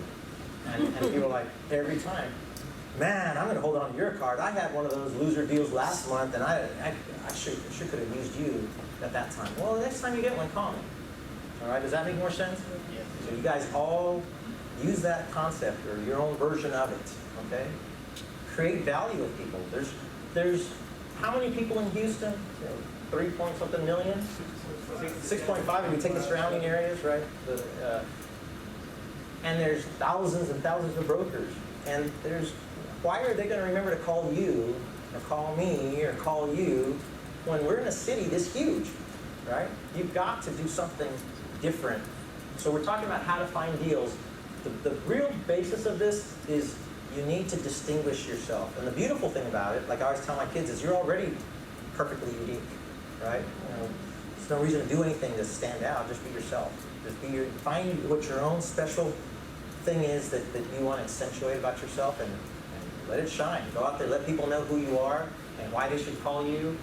And remember, there's thousands of other people telling them the same thing. So don't sit there. I've actually had people call me and say, Chuy, you just bought that deal. I'm twice as rich as you. Why'd they call you and not me? I was like, well, I don't know. Probably because you go around telling people you're twice as rich as everybody, and you're probably going, maybe they don't like you because of that. I don't know. So I always like it when people get mad. Why did I get the call and they didn't? Well, you know, once you get what comes around goes around, right? It's treat people well and connect with people. Property managers. Why do you think property managers are a good resource? They're gonna know. They know what's going on. They know what's going on with the property. Yeah. And they're dealing with the owner ongoingly. And there's going to be a time when that owner's going to say, dude, I'm ready to sell this thing. Come on, let's get the rents up. Let's get the numbers looking good. I need to dump this. So they're the first ones that are gonna know a lot of times that properties are for sale before a realtor will ever get called. So I love, I've gotten, y'all have heard of Tarantino properties, they're the big guys in town. I bought 2 apartment complexes from Tarantino's people calling me for that very same reason. Excuse me? Oh, it's just a property management company in town. Look up property management companies. Tarantino's one of them. There's tons of them in this big city. And just get to know them. Just like you get to know realtors and say, hey, if you're ever managing a property that you think that owner's just finally sick of, and there's positive reasons for someone to sell property. Like, I'm 80 years old now. I don't want to deal with that anymore, or I'm relocating, or there's tons of reasons. What's that? I still want to keep their jobs.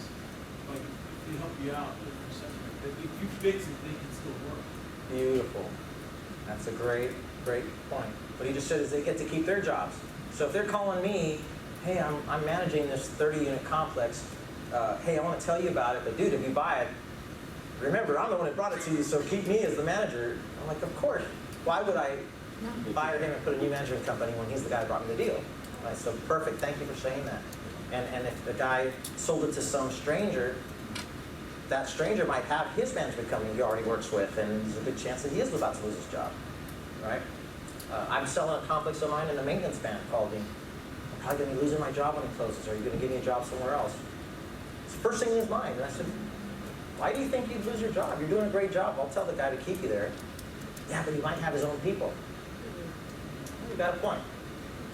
I'll tell him to keep you. You're doing a great job. If he's not going to, I'll give you a job somewhere else. So, thank you. Brilliant point. Driving around and observing. How many of y'all do that? Y'all are dangerous drivers, right? You scare your spouses. That's how I drive. I'm like, look at that deal. Oh my gosh, look at that. Where's my pen? What's that? So I'm better at that now, but I used to be really bad about that. I do that everywhere I go. I was in Washington, D.C., took my kids for 4th of July to watch the fireworks and see all the Smithsonian things and all that stuff. And we're there to watch fireworks. We're there to see the Lincoln Memorial and all that stuff. And then I passed by this complex. I'm like, guys, look how high the weeds are over there. And look at, there's a couple of units boarded up. I bet you that's a great deal. This is obviously a landlord that's not on top of this property. They're like, Dad, come on, we're not going to buy a property in D.C. Just, like, okay, I know, but look, see what I mean, though, guys? That's what you want to watch out for. That's like, I know that property's got a motivated seller, probably. That owner's probably a good guy to call. You want to partner up and buy that with me? You live in D.C.? Yeah. All right, we'll talk about it. It's really close to the YMCA. I remember that. I'm like, okay, I'm gonna find this again. I'll find the YMCA, and it's 1 block over. I told my kids, you're right, and I'm still sweet. Driving around and observing. The thing that's powerful about that is when you find a property address, what do you do with it? What do you do next to find the owner? Yeah. Where else? What else? Knock on the neighbor's door. Knock on the neighbor's door. Title company. And you guys are pros at that stuff. That's what wholesalers learn. That's what you guys eat and breathe, right? So it's fun, isn't it? It's like being a private investigator sometimes, like tracking people down. I love it when they go, how'd you find me? Public records. So, lenders. Buyer lenders are a good resource.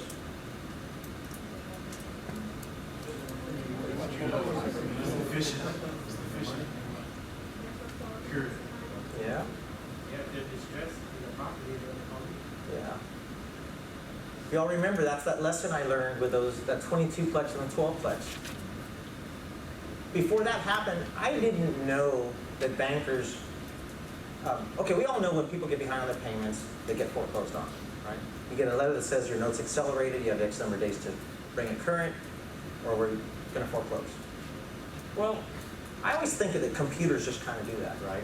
Oop, it's automated, okay, it's behind, generate the acceleration note, Well, maybe that happens in some cases, but it turns out a lot of lenders aren't going to start the process until they know who's going to take it. You know, it's like a baton. We don't want to hold the baton. We're going to let this guy pass it to the next guy, and we want to just stand back and let the baton get passed and just keep making our money. You know? So once you get that, now you're a problem solver for lenders, right? Back to problem solving. Investment clubs. I'm sure every one of y'all go to investment clubs, right? Here at Tim's, you have the deals, people stand up and talk. You have 1 minute each, and then all of y'all push your limit and go past the bell. I've seen, you know.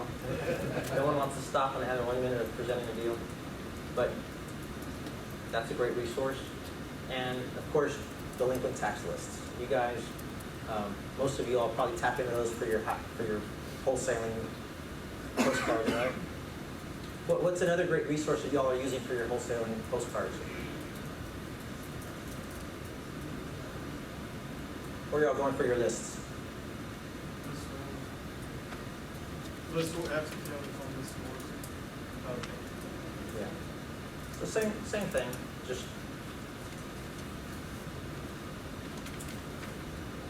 all right. How to fund deals. Let's get something.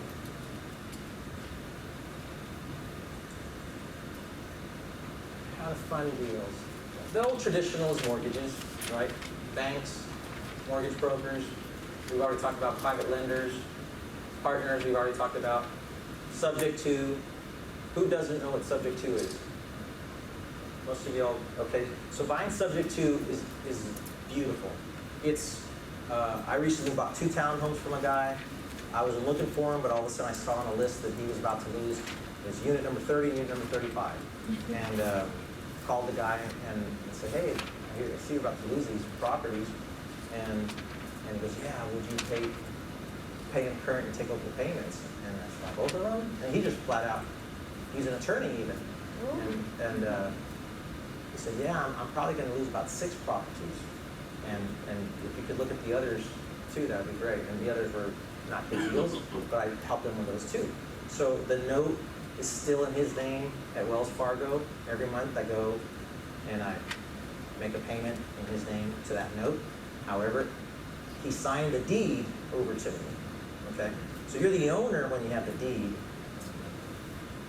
but the debt is still his debt, which is nice because when people pull your credit report, you don't have that on your debt ratios. It's really kind of cool. Because it's not just cool because you don't have to go get a loan, it's also cool because you don't have that debt under your name. Cross-collateralizing, what is that? We have another property or another property that we want to buy, so you do it that way. Yeah. What you do is, I'm not sure where I learned this, but man, it sure helped me. About 10 years ago, I started really growing, and I had been buying my little houses. Remember I told you guys I was really, I've never had a lot of cash flow because I'd like to take a lot of my cash and I make big payments on everything. And that's just my mindset. You know, I try to pay things off. And so what happened was I started having houses free and clear. Well, then I went to a banker and I said, hey, I want to buy this 15-plex. It was over on Schoenberg in front of Baldwin Park. Now, back then it was 3rd Ward, now it's Midtown. But yeah, back then they wouldn't even turn on the park lights.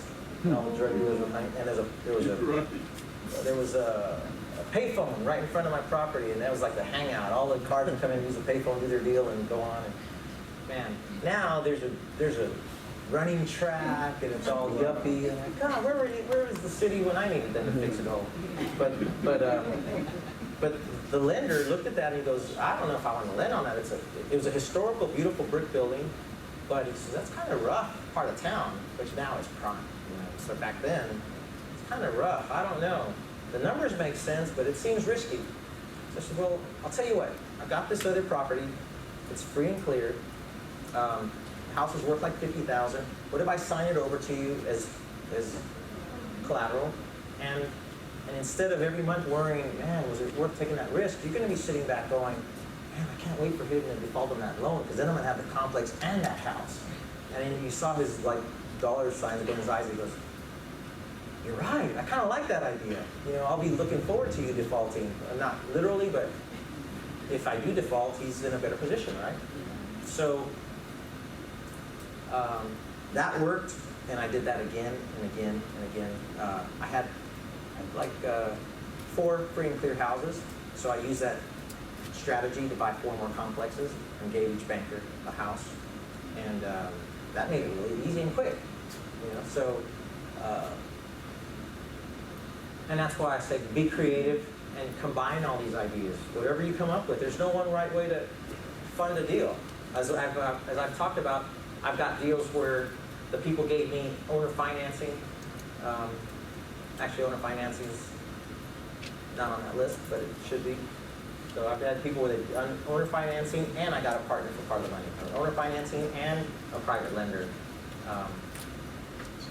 A bank loan and cross-collateralized. Right? All pretty clear stuff, right? It's all straightforward. Any other ideas of how to fund deals that aren't on this list? IRAs, you're right. And I kind of throw that under the private lender category, but where to go for private lenders, that's one of my favorite places, yes. IRAs. What's another place to go for private lenders? How about 1031? 1031 exchanges. Yeah, there's some guys in town that are, it's great. I don't know if y'all, I get on these lists where people send, I've got a customer right now that needs to spend $400,000 on a warehouse. There's one that just came out this week, if you guys saw that one. So, yeah, people are driven to spend their money. They have a certain period of time to do it. Yeah, it's a great resource. Y'all know what 1031s are? Okay, so a 1031, what he was referring to is, it's an IRS opportunity that they give you to, when you sell a property, say you bought a property for $200 and you sell it for $300, you would have profited $100. Well, if you take that $100, you now have a profit of $100 that you pay taxes on. However, you can do a 1031 rollover which says, I'm not going to profit with that $100 and put it in my pocket. I'm going to go buy something else with that money, and you go roll that money into another property. And there's a set number of days that you have to identify the property, a set number of months you have to close on it, and it's kind of like pay me now or pay me later, is what the IRS says. You're going to get your money eventually, and they'll get the tax bill from you then. But for now, you can roll it off to something else, and we won't charge you taxes. Let's see here.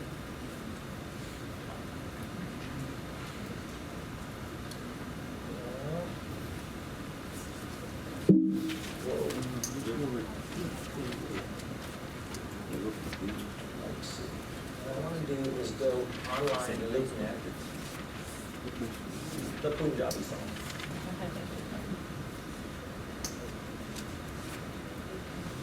How many of y'all have not been on LoopNet before? Whoa, what's that? ABBA, my daughter's favorite. Somehow, iTunes drives me nuts. It kicks on automatically. All right. Let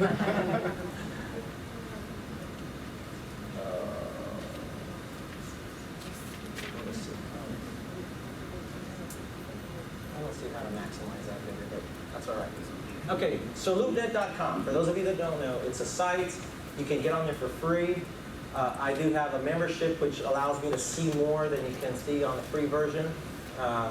And let's just, who wants to buy a complex right now? Who's in the market for one right now? Like literally in the market, but really wanting one. Okay, cool. Several of y'all. You have a price range you're looking for, or a number of units you're looking for? About a fourplex? 50 to 200. An 8 to 10. All right.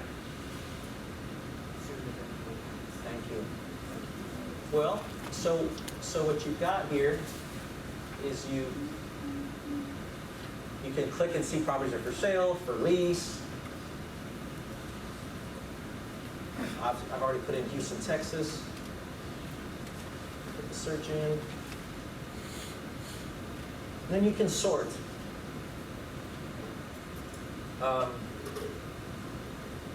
Like in this example, we've got guys looking for different sizes, so we could say, let's sort by number of units. How's that? Sort by number of units. Okay, so let's just kind of look through here. We've got a boat and RV storage. We've got a unit on, oh wait, this is, there we go. 2.2 million for an RV, 26, that's a lot. I'm going to show you what I do. Okay, these are duplexes. They shouldn't really be on here. 1 to 4 units are typically on MLS, and this is typically 5 and up. For those of you that don't know, a house mortgage is a 1 to 4 unit mortgage. If you're buying a duplex, that's a house loan. If you're buying a 3-plex, it's a house loan. If you're buying a 4-plex, it's a house loan. If you're buying a 5-plex, you can't get a house loan. It's a commercial loan from that point up. Okay, so just to have that distinction. There is. One of the biggest differences is your down payment, unfortunately, and the interest rate. Commercial loans want more down typically, and the interest rate's going to be a bit higher. So, yeah, great question. Thank you for asking that. And okay, so here's, someone said 4 units. So here's a 4-plex on Southmore.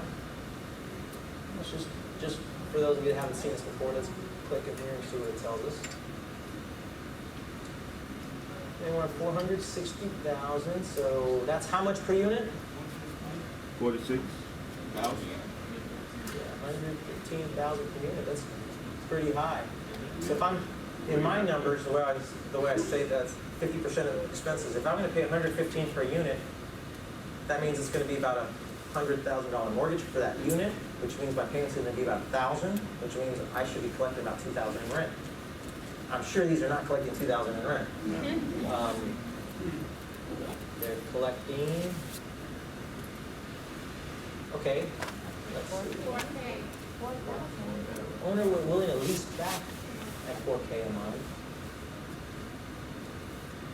It's a good area. I love that Southmore area, but it doesn't tell us exactly what it's collecting. It says it's 100. For those of you that also, let me take some time. For those of you who haven't seen this, it tells you it's occupancy. It tells you if you're a realtor and you help them sell it, they'll give you 3%. Number of units, the size, price per unit. Okay, pretty good stuff. Just to have at your fingertips. Yes, sir. What's your quick and dirty way of figuring out how much rent you need to charge per month? How'd you arrive at that 2,000 figure? Okay. It's 115,000 per unit. Yeah. Let me find another deal, and I'll go through that with you in another. You can see this doesn't take very much time at all. If you do this every day or every few days, you'll get to where you see the same ones almost all the time, and you've already like, oh, I've seen that. That's not a good deal. You just look for the new ones, and you can do a search by date, like the newer ones first. In this case, we did a search by number of units. So in this case, we got 4 units, 289,000. That's 72,000 a unit. That's less than the other. And you guys know I'm cheap. I'm mine. It's 10 to 20,000 a unit, but it's okay. There's no one right price range. It's just as long as it cash flows is all we care. Let me tell you, you'll ever wonder why I stay in the lower properties. Is that listing incorrect? Because down below it says 2 4-plexes, 1 bedroom, 1 bath. I think it's 8. Or is it each individual building is for sale? So I'm glad you said that. I was showing Tim earlier. A lot of times guys will make mistakes when they're entering their information. So if there's 2 4-plexes, which it looks like it because you see on that building. This is actually down here by where I Yeah, and you can see there's 2 separate buildings there, right? So this guy's kind of hurting himself Because you're sitting there looking at it going, ooh, 4 units, 289, that's not the deal. You go right past it. If you didn't click through to look inside and not realize, oh, there's actually 8 units there. But on this one, would it be that he's selling each building for $260,000? Well, it's possible, but here it says description, 2 fourplexes, 1 completely remodeled. Yeah, see. Now, sometimes they'll say 2 fourplexes, each one going for such and such, or you could buy them together or separately, or it should have a distinction in there. This one, the guy could have 8 units and just didn't do a good job of putting his data in, kind of shooting himself in the foot there. I saw one that kind of caught my eye. You were saying something about, you said, do you all wonder why I go for them forward? Can you? Thank you. Yes.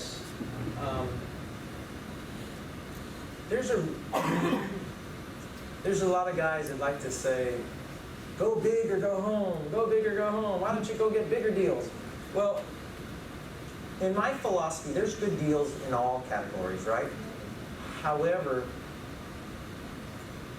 my mindset, I'm not saying this is true, my mindset is that the more of a businessman you're dealing with, as far as a company, for example, a lot of companies own big apartment complexes. It's less likely for that company to be getting themselves in management trouble. If a company owns a property and somebody's husband dies, it doesn't impact the company. When I step into the mom and pop world, I'm dealing with individuals, and I'm dealing with people that are just everyday people that have everyday circumstances, and I find that there's more opportunities with that type of person. Now, I'm sure I'm passing up a lot of great deals in the big world, but I kind of like my niche. I like knowing that I'm dealing with a lady whose husband just passed away and I'm helping her out, or a lady that needs some cows, or I'm dealing with the company. That's not going to happen. Someone's doing poorly. If it's a good, there's companies that mismanage, obviously, but it's not as typical. Would you all agree? If someone's doing poorly and you change them out, fire them. Individuals have a harder time doing that. They might leave the same maintenance guy messing up because I feel bad for the guy. Or, he's my wife's cousin, or that kind of stuff that happens all the time, right? Okay, I saw one here that had 13 units, and I'm going to use that as an example to go into.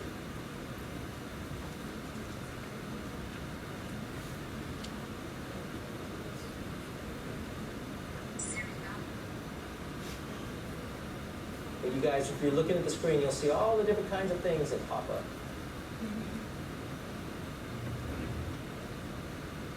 And you'll just get to where you're going one by one by one. Let me get to this 13 place. Oh, Tampico Gardens. I remember this place was for sale years ago at $20,000 a unit.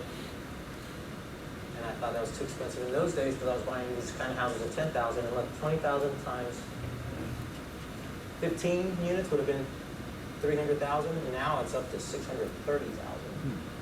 That's a lot.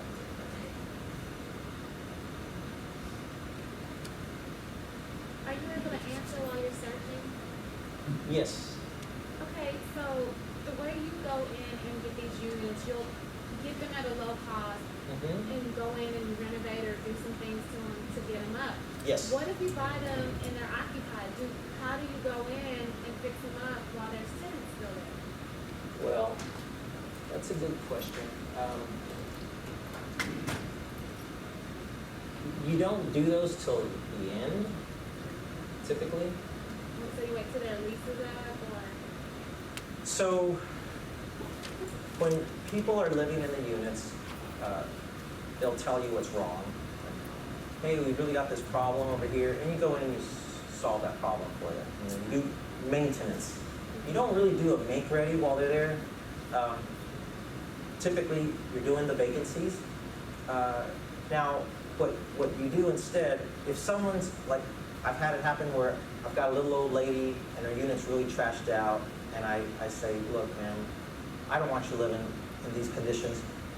We just did a make ready over here. Why don't we let you move from unit 10 to unit 12, and then you're in a nice new place, and now we got you over here, we can go redo this unit. And yeah, it depends. If she's already paying a fair market rate, then she wouldn't get an increase. But if she's paying $300 and the rent's like at Yellowstone, what I just did, people were paying $300, new people are moving in at $450. I'm getting $450 for my ones and $550 for my twos. The old owner had $300 for her ones and $350 for her twos. So all the old people that were $300, I told them, okay, the good news and the bad news. The good news is your rent's going to be, well, the bad news is your rent's going up. The good news is I'm going to go up to $400 instead of $450. I'm going to reward you with a little bit of a discount for being a long-term tenant, right? And they get a newer, updated. Yeah, and you can see already, and I don't do that till I've owned it for, I didn't do that till I owned this property for 2 months, because I waited to let them see that I was already, I don't ever want to go in and tell guys, hey, I'm the new owner, I'm going to make this place beautiful, by the way, your rent's higher. No, I start making the place beautiful, and people start going, wow, you've done more. It always happens. You've done more in a month than the last people did in a year. Like, oh yeah, thank you, I appreciate that. Well then, after they're happy with you, then you go, you know, by the way, we've had it pretty good for a long time. But they don't mind at that point. They don't. They don't. So one lady said, well, you know, I'm single. I might have to go get a boyfriend. I said, well, it's okay. she was this funny little lady. Okay, this is the property I wanted to show you guys because, interestingly, no, it's not happening before. So I just saw it a moment ago when I was looking with Tim. But interestingly, this guy, Ernie Enriquez, keeps calling me about a property that I'm selling. And so I saw that, and he called me last week when I was in Boise, Idaho, Friday, and I just saw him, and I called him, and I said, hey man, I just got your message. Is this thing your deal? And he said, yeah. So I told him we were going to look at his deal and give him a call, and I'm going to go through this with you all. Okay, so one of y'all had asked, so this is real, of the guys that said they want to buy something, is there anyone that this would be in their price range? About 13 units, somewhere around $350,000. Maybe? Maybe not? All right. It's a 13-unit complex, going for $27,000 a unit. It says the cap rate's 13.4. For those of you that, you know, most people are happy that 10% or higher. A lot of people buy things at an 8 cap, 7 cap, lower if they're really, really, really nice properties in wealthy areas. But older properties tend to go 10 cap or higher, so that looks pretty good. 100% occupancy, that looks great. All right, let's see what it says here. If you're looking for the perfect real estate investment to multiply your returns, this combination deal on 12 apartments and a house can be yours. Imagine having 13 units for, okay, let's see here, the 2 options. Okay, here, look at this. Collect $6,950 per month. All right, so you were asking about how to analyze it. So we've got income of $6,950. Let's just round it up to $7,000. Okay. My quick and dirty thing that y'all have all heard me say is take half off for expenses right off the bat. The reason this is really important is sellers and brokers love to say that the expenses are very low. All right? So let's say this is Chuy's formula over here, and let's say this is a realtor / owner. So we're looking here, it says $7,000 a month. The guys, they'll typically say, it's about 20% expenses. We make it sound like, of course, 20% expenses. So 20%, 1,400, and so then we've got $600 as an NOI. Whereas we have an NOI of what? 2,500. This, by the way, I actually had a real estate attorney, pretty educated guy, tell me, you're already laughing, why are you laughing? I work for attorneys. Oh, you work for attorneys? Okay. Very highly educated, great experience. But this guy said, real estate's wonderful. Man, you can't lose money in real estate. And I looked at him, I said, you're a real estate attorney. Every month there's foreclosures. You know that. Those are people losing money in real estate. I said, oh yeah. I was like, of course you can. Of course you can lose money in real estate. You lose money in real estate by buying wrong, typically. Okay? Those complexes that I bought at 10K a unit, that Jeremy and I were trying to buy at 20K a unit, guess what? The lady was trying to sell it at 25 a unit, and the reason she was trying to sell it at 25 a unit is because she bought it at 30 a unit, and the reason she bought it at 30 a unit is it's 29 units, so roughly, let's call it 30 times 30 is a $900,000 deal. $900,000, these people are living in California, and they see this thing online, and they go, 29 apartments for $900,000? I could barely get a house here for that. What a deal. Let's take it. Oh, by the way, we have 2 more like that. Let's take all 3. They bought all 3 of them at 30 a door. These poor ladies, it was a mom and a daughter. They bought it sight unseen. Have you ever heard people say, I bought that deal sight unseen? It sounds really fancy. I bought that deal sight unseen. It's like really stupid. Don't do that. Don't do that. And I'm sorry if anyone in the room's ever done that.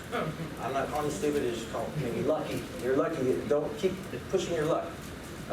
These poor people did that. The day they saw it was the week after they had bought it. And they came down, flew down from California to see, hey, let's see what we got. And they showed up, and that's when they found all the drug dealers, full, half of them paying, half, you know, and they went, oh my God, what did we get ourselves into? And that's when they didn't have the money for the payments. They got further and further and further behind, and then in bankruptcy, they went bankrupt, went into foreclosure, and I got it for $10,000 a unit. So can people lose money in real estate? Yes. Yes, of course. Why did they mess up? They didn't understand the numbers, okay? So, I gotta admit, this is super simple when you know it. If you don't know it, you're gonna be on this side of the column, okay? And I don't want that to happen to anybody. So in this example, the NOI is $3,500. I like to use the 1% rule. I say, $100,000 mortgage is going to have about a $1,000 payment. Okay? $300,000 mortgage is going to have about a payment of what? $3,000. Now that's really simplistic, and all the smart guys in the room, please don't. I know. Well, interest rates are at 6.7, and at 6.7, that probably is going to be 2,700. You know, like. Yes, it's going to be a little lower. This is a conservative number. I'm rounding it up. I'm bumping it up. Now, and remember, I learned this stuff back when interest rates were commonly 10%. Like this is really closer to the 10% interest rate days. Interest rates are lower. The better you get, well, that's just more icing on the cake. You know, consider that bonus. But I still use these numbers because it keeps me conservative. Okay. So with this concept, this is a mortgage. On how much money?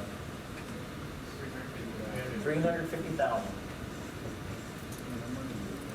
Okay. So I'm collecting $7,000. Let me recap. Collecting $7,000. Half of it goes away in expenses. Maintenance, taxes, insurance, make-readies, carpeting, plumbing, electricians, air conditioner calls. Leaves me NOI. Gives me enough money to make a payment on $350. All right, let's see what's this guy selling for.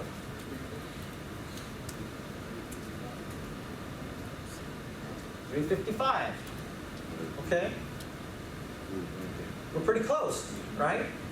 So if the guy's asking 355, we could probably get him at 350. Okay, so we buy it at 350. How much profit are we going to make per month? None. I hear a zero. None. What else? A none. You're right. Zero profit. We can make the mortgage payment, and then there's nothing left over for us. But that's okay. We're breaking even. It's better than losing money, right? But you're right. Right there, the profit's zero. Okay. Well, that's a lot of work for zero profit for us to be buying complexes, right? But that's okay. I'd rather break even than lose money, but I'd really, really rather make money. How much money do I want to make? So my rule of thumb is I want to make $100 a unit, all right? It sounds low, but that's just what I go for. It sounds low. You think, man, a lot of people through the years have told me, you work too hard for that little amount of money. This is per month. Per month, yeah. So in this example, how many units did we have? 13. So if I'm going to make $100 per unit, I want to make how much per month? $1,300. Profit, which is also known as like your positive cash flow. All right. So NOI is our mortgage and our profit, right? Can you guys see? So if that's my mortgage and my profit, if I want this much profit, okay, we got 3,500. That's my NOI. I want to make 1,300 profit. So that leaves me how much? 2,200. That's how much I have for what? The mortgage. Everybody following me? Yes, sir. Pretty simplistic. Pretty simplistic. Can't see. If I have 2,200 for a mortgage, how much of a loan? 220,000. 220,000. You got it. That's all I do every day, guys. That's all I do. So, they're asking this. It's okay. They could be asking 600. You know. What most realtors will do that don't really get it, they'll price something like this at 700,000. They'll say, you're collecting $7,000 a month. That's enough to make a mortgage on a $700,000 loan. That's a great deal. This is a cash cow at $700,000. Look, you've collected $7,000 a month. That's what, 82, whatever thousand a year. That's a lot of money. And then you buy it and you realize, whoa, where did we go wrong, right? So here we are at 2,200. We're going to make how much a month profit? 1,300 profit. Okay. Now, can you guys go quit your jobs for $1,300 a month right now? No. You know, most of us can't, right? So this is not like something to go get that thrilled about, but you can see this is just a 13 unit. You know, and you go get another one of these and another one of these, and it's just like having rent houses, except you got 13 people paying you in one place instead of 13 different addresses, right? So, ooh, am I over? We're in the red. Ooh, sorry. Okay. I didn't see that. It was on screensaver. All right, let me wrap this up. So, we're going to do something really fun real fast. Let's call this guy and see, this is what I would do next. $1,300 to $2,200 scratch. $1,200 per unit minus $3,500. You know, the reality of it is, it's pretty far off. However, That's about how much you want to spend. However, there are times when I would buy it at break even. When I do my homework, we see the rents, like the Yellowstone deal I just did. The lady was at 300 in her rent, and I knew immediately I was going to go up 150. Hello, Ernie. Yes, sir. Hey, this is Chuy. I'm giving you a call. I'm here in this class of real estate investors. We've got about 60 buyers in the room. You guys say hi to Ernie Enriquez. Hi, Ernie. Where are you? You're in California somewhere, right? I am in California. I'm in beautiful Monterey County. Trying to find a country. So I want to thank you guys for your undertaking to invest in real estate. When I first moved to California, my wife and I also educating ourselves in networking. I told him I was going to call him from the class, so he's like, Ernie, thank you for, you know what? I'm already over on my time here, so I'm going to try to do this as fast as I can with you. I just ran through the numbers with these guys, all right? And like I told you earlier, I see that you're collecting $7,000. So just so you know, I told Ernie I was going to call him, but we haven't gone past that. All right, so here's where we're at, Ernie. We just ran the numbers. We're at $7,000 income minus 50% expenses leaves us at $3,500. We want to make $100 per unit profit, which is $1,300. So when I take my NOI of $3,500 and I take off my profit of $1,300, that just leaves me $2,200 for a mortgage. So $2,200 a month on a mortgage is roughly like a $220,000 mortgage. Now, where you're asking, you're at $355, which is pretty close to $350. We have enough to make that mortgage because our NOI is $3,500, but it would leave zero profit. So obviously, we can't be buying this thing for zero profit. At least it's not losing money at that, but we've got to make some money. So what can you do on this deal, or what can you tell us about this deal? How'd you get to the number, and what's the best you can do on the price? Now, 620 is really a deal chart. It's lower than what I have it for under even wholesale. I understand where you're coming from because I too read those numbers, and unfortunately, the deals were just too few or lower out there. I got this deal off of a mass mailing that I did, postcards. I sent a few thousand out there, and gentlemen responded, and I was able to get it under a low enough price that I can still wholesale it and leave enough need for the end buyer. Okay, we're actually in a room full of wholesalers right now, so you're wholesaling this deal. Okay. That is correct, yes. Okay. So yeah, so even with 355 is really lower than the retail price for the 13 units of about $400,000. but where are you getting the retail price from? Because I always think price is really just NOI driven. So when you say it's retail price of $400, why do you think that? 8.5% market cap for that sub-market in Northeast Michigan. 8.5% market cap? Yeah. That's too low for an old property like that. Ernie, it should be closer to about a 10 cap. If you reran your numbers at a 10 cap, what would you come up with? Right now, with the actuals that I got from the seller, see, the seller is actually an older gentleman. He's in his 80s and he just wants to get out of it. He self-manages in this is a 77029 zip code, and this is what 77028. So it's right there. In fact, I just got this inspected last week, and there's the property, the 12-unit apartment building is structurally stable according to the inspector, and I have the report. But you're in California. How do you know it's structurally stable? Minor changes here and there.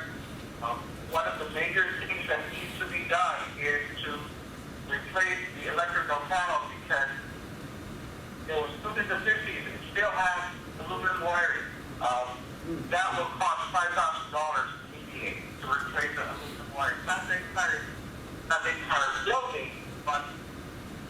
Aluminum wire is not that and scary. where safe and health hazards may occur. It's good that, I don't have it on mute. It's good that he thinks it's scary because that helps us, but we can talk about that. That's not so bad. At 355, I think this is still a great deal. I am looking at my spreadsheet, and it is with the current 10% vacancy or projected vacancy and 50% operating expense ratio. I'm still looking at 10.5% cap rate. So it's 2.5% over the market cap. And you're calculating that with a new mortgage, or is there any kind of, tell us more about this owner you're getting it from. Is he willing to do any owner financing, or does he have an existing mortgage that might be able to, like if we could do a subject to or something with him? What's going on with the owner? It's free and clear. He's owned it for 30 years. Okay. So he is willing to carry a little over $200,000. That's good. But gotta have a $50,000 for the down payment. Wait up, hang on. Let me Okay. let me write that down. He's willing to carry how much? $205,000. Okay. And did he tell you what kind of terms he'd want? Like number of years he would carry it for, and interest rate? Interest rate is 5.5%, 30-year amortization, 5-year balloon. No prepayment penalty. Okay. That sounds all right. But what do we need to get that price down, though. I like the owner financing, but we gotta, it's not gonna work at 350 though. It's gonna not give anybody any room for profit. What about the rents? Are the rents, tell us a little bit about the rents. Are these one bedrooms or 2 bedrooms, or what do we got there? These are all 2-1. The house is 2 bedrooms, 1 bath, as well as the 12 units. They're all 2-1, and they are now rented at $500 each. $500 a month, and what is that? All bills paid, or what utilities that would? Yeah, utilities are paid by the renters. Water is paid by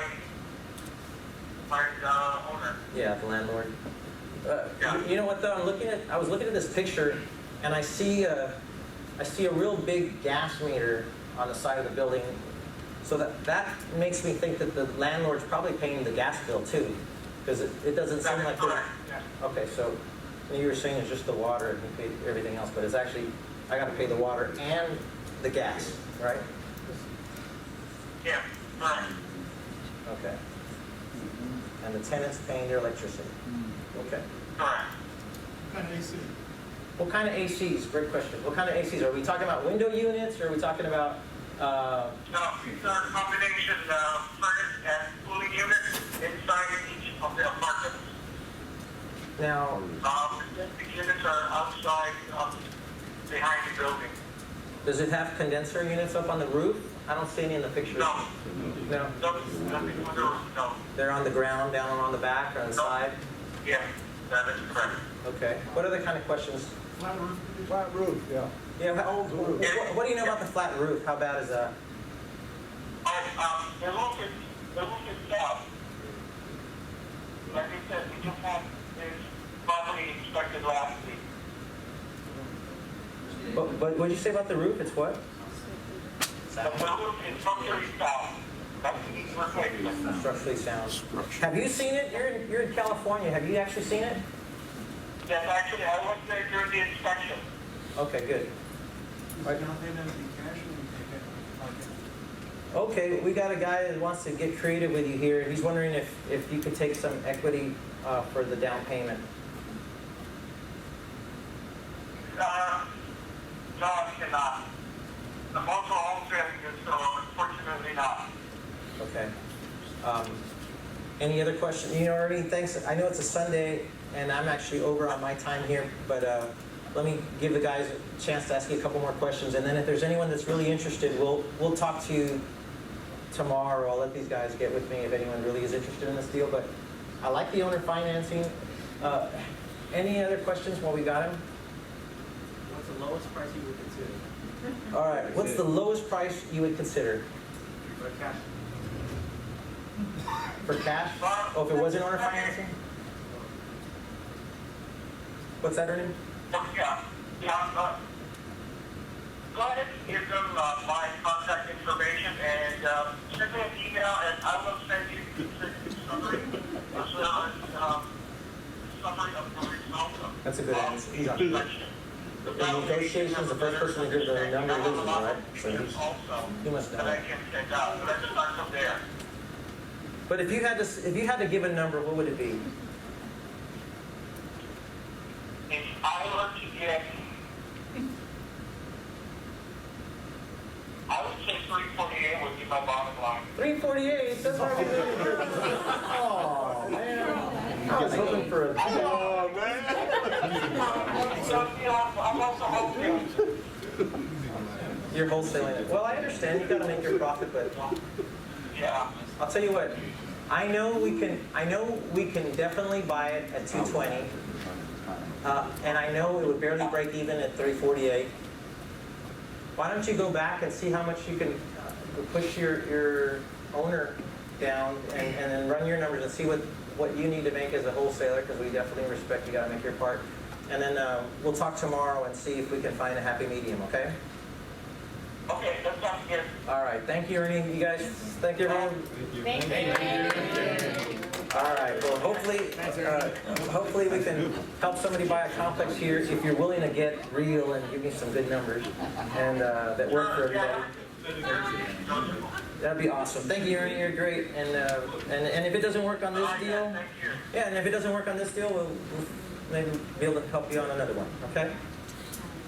All right. Thank you. Take care. Okay. Bye-bye. All right. Bye.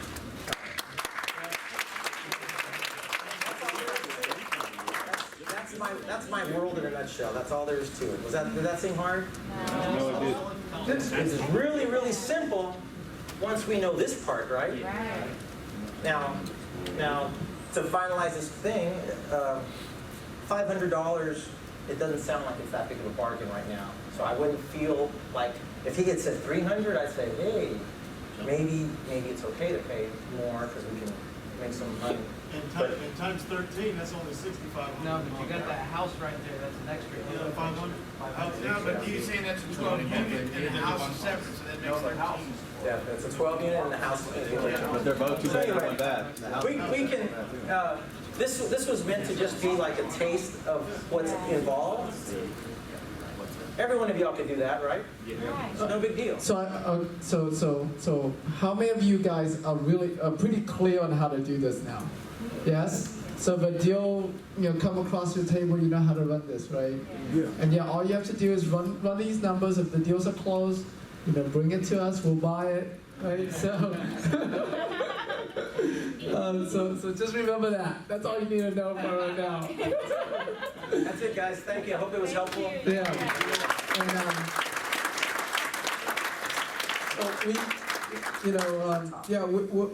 we have a seminar coming up. That's the entire A to Z of apartment investing. Okay, everything from how to find the properties to analyzing them to rehabbing them and managing them for long term. Like I said, A to Z. Anything else you want to say about that, Chuy? How to fund them.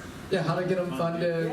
How to analyze them, how to get them funded, and then when I do classes, I like buying a deal in the middle, like this. I always try to buy a deal in the middle of a class Nice. Because obviously you can. Okay, this is not a good analogy because I'm a pastor and I can't swim, but you can't read books about swimming and learn how to swim. That's right. You got to get in the water. So, don't sit there and read and be thinking, when I'm ready and I've read enough books, then I'll buy a deal. No, just get with somebody you trust to help you get your first deal, and you're going to learn and learn and learn. You got to get in the water. So that's what my goal will be during that class. That we buy a complex. Awesome. Okay.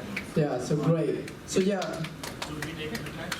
She wants to- Chuy's teaching the class, yeah. Yeah, I'll just be looking pretty. That's my job for the class.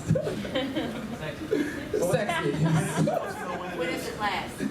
The class is on October 7th. No, October.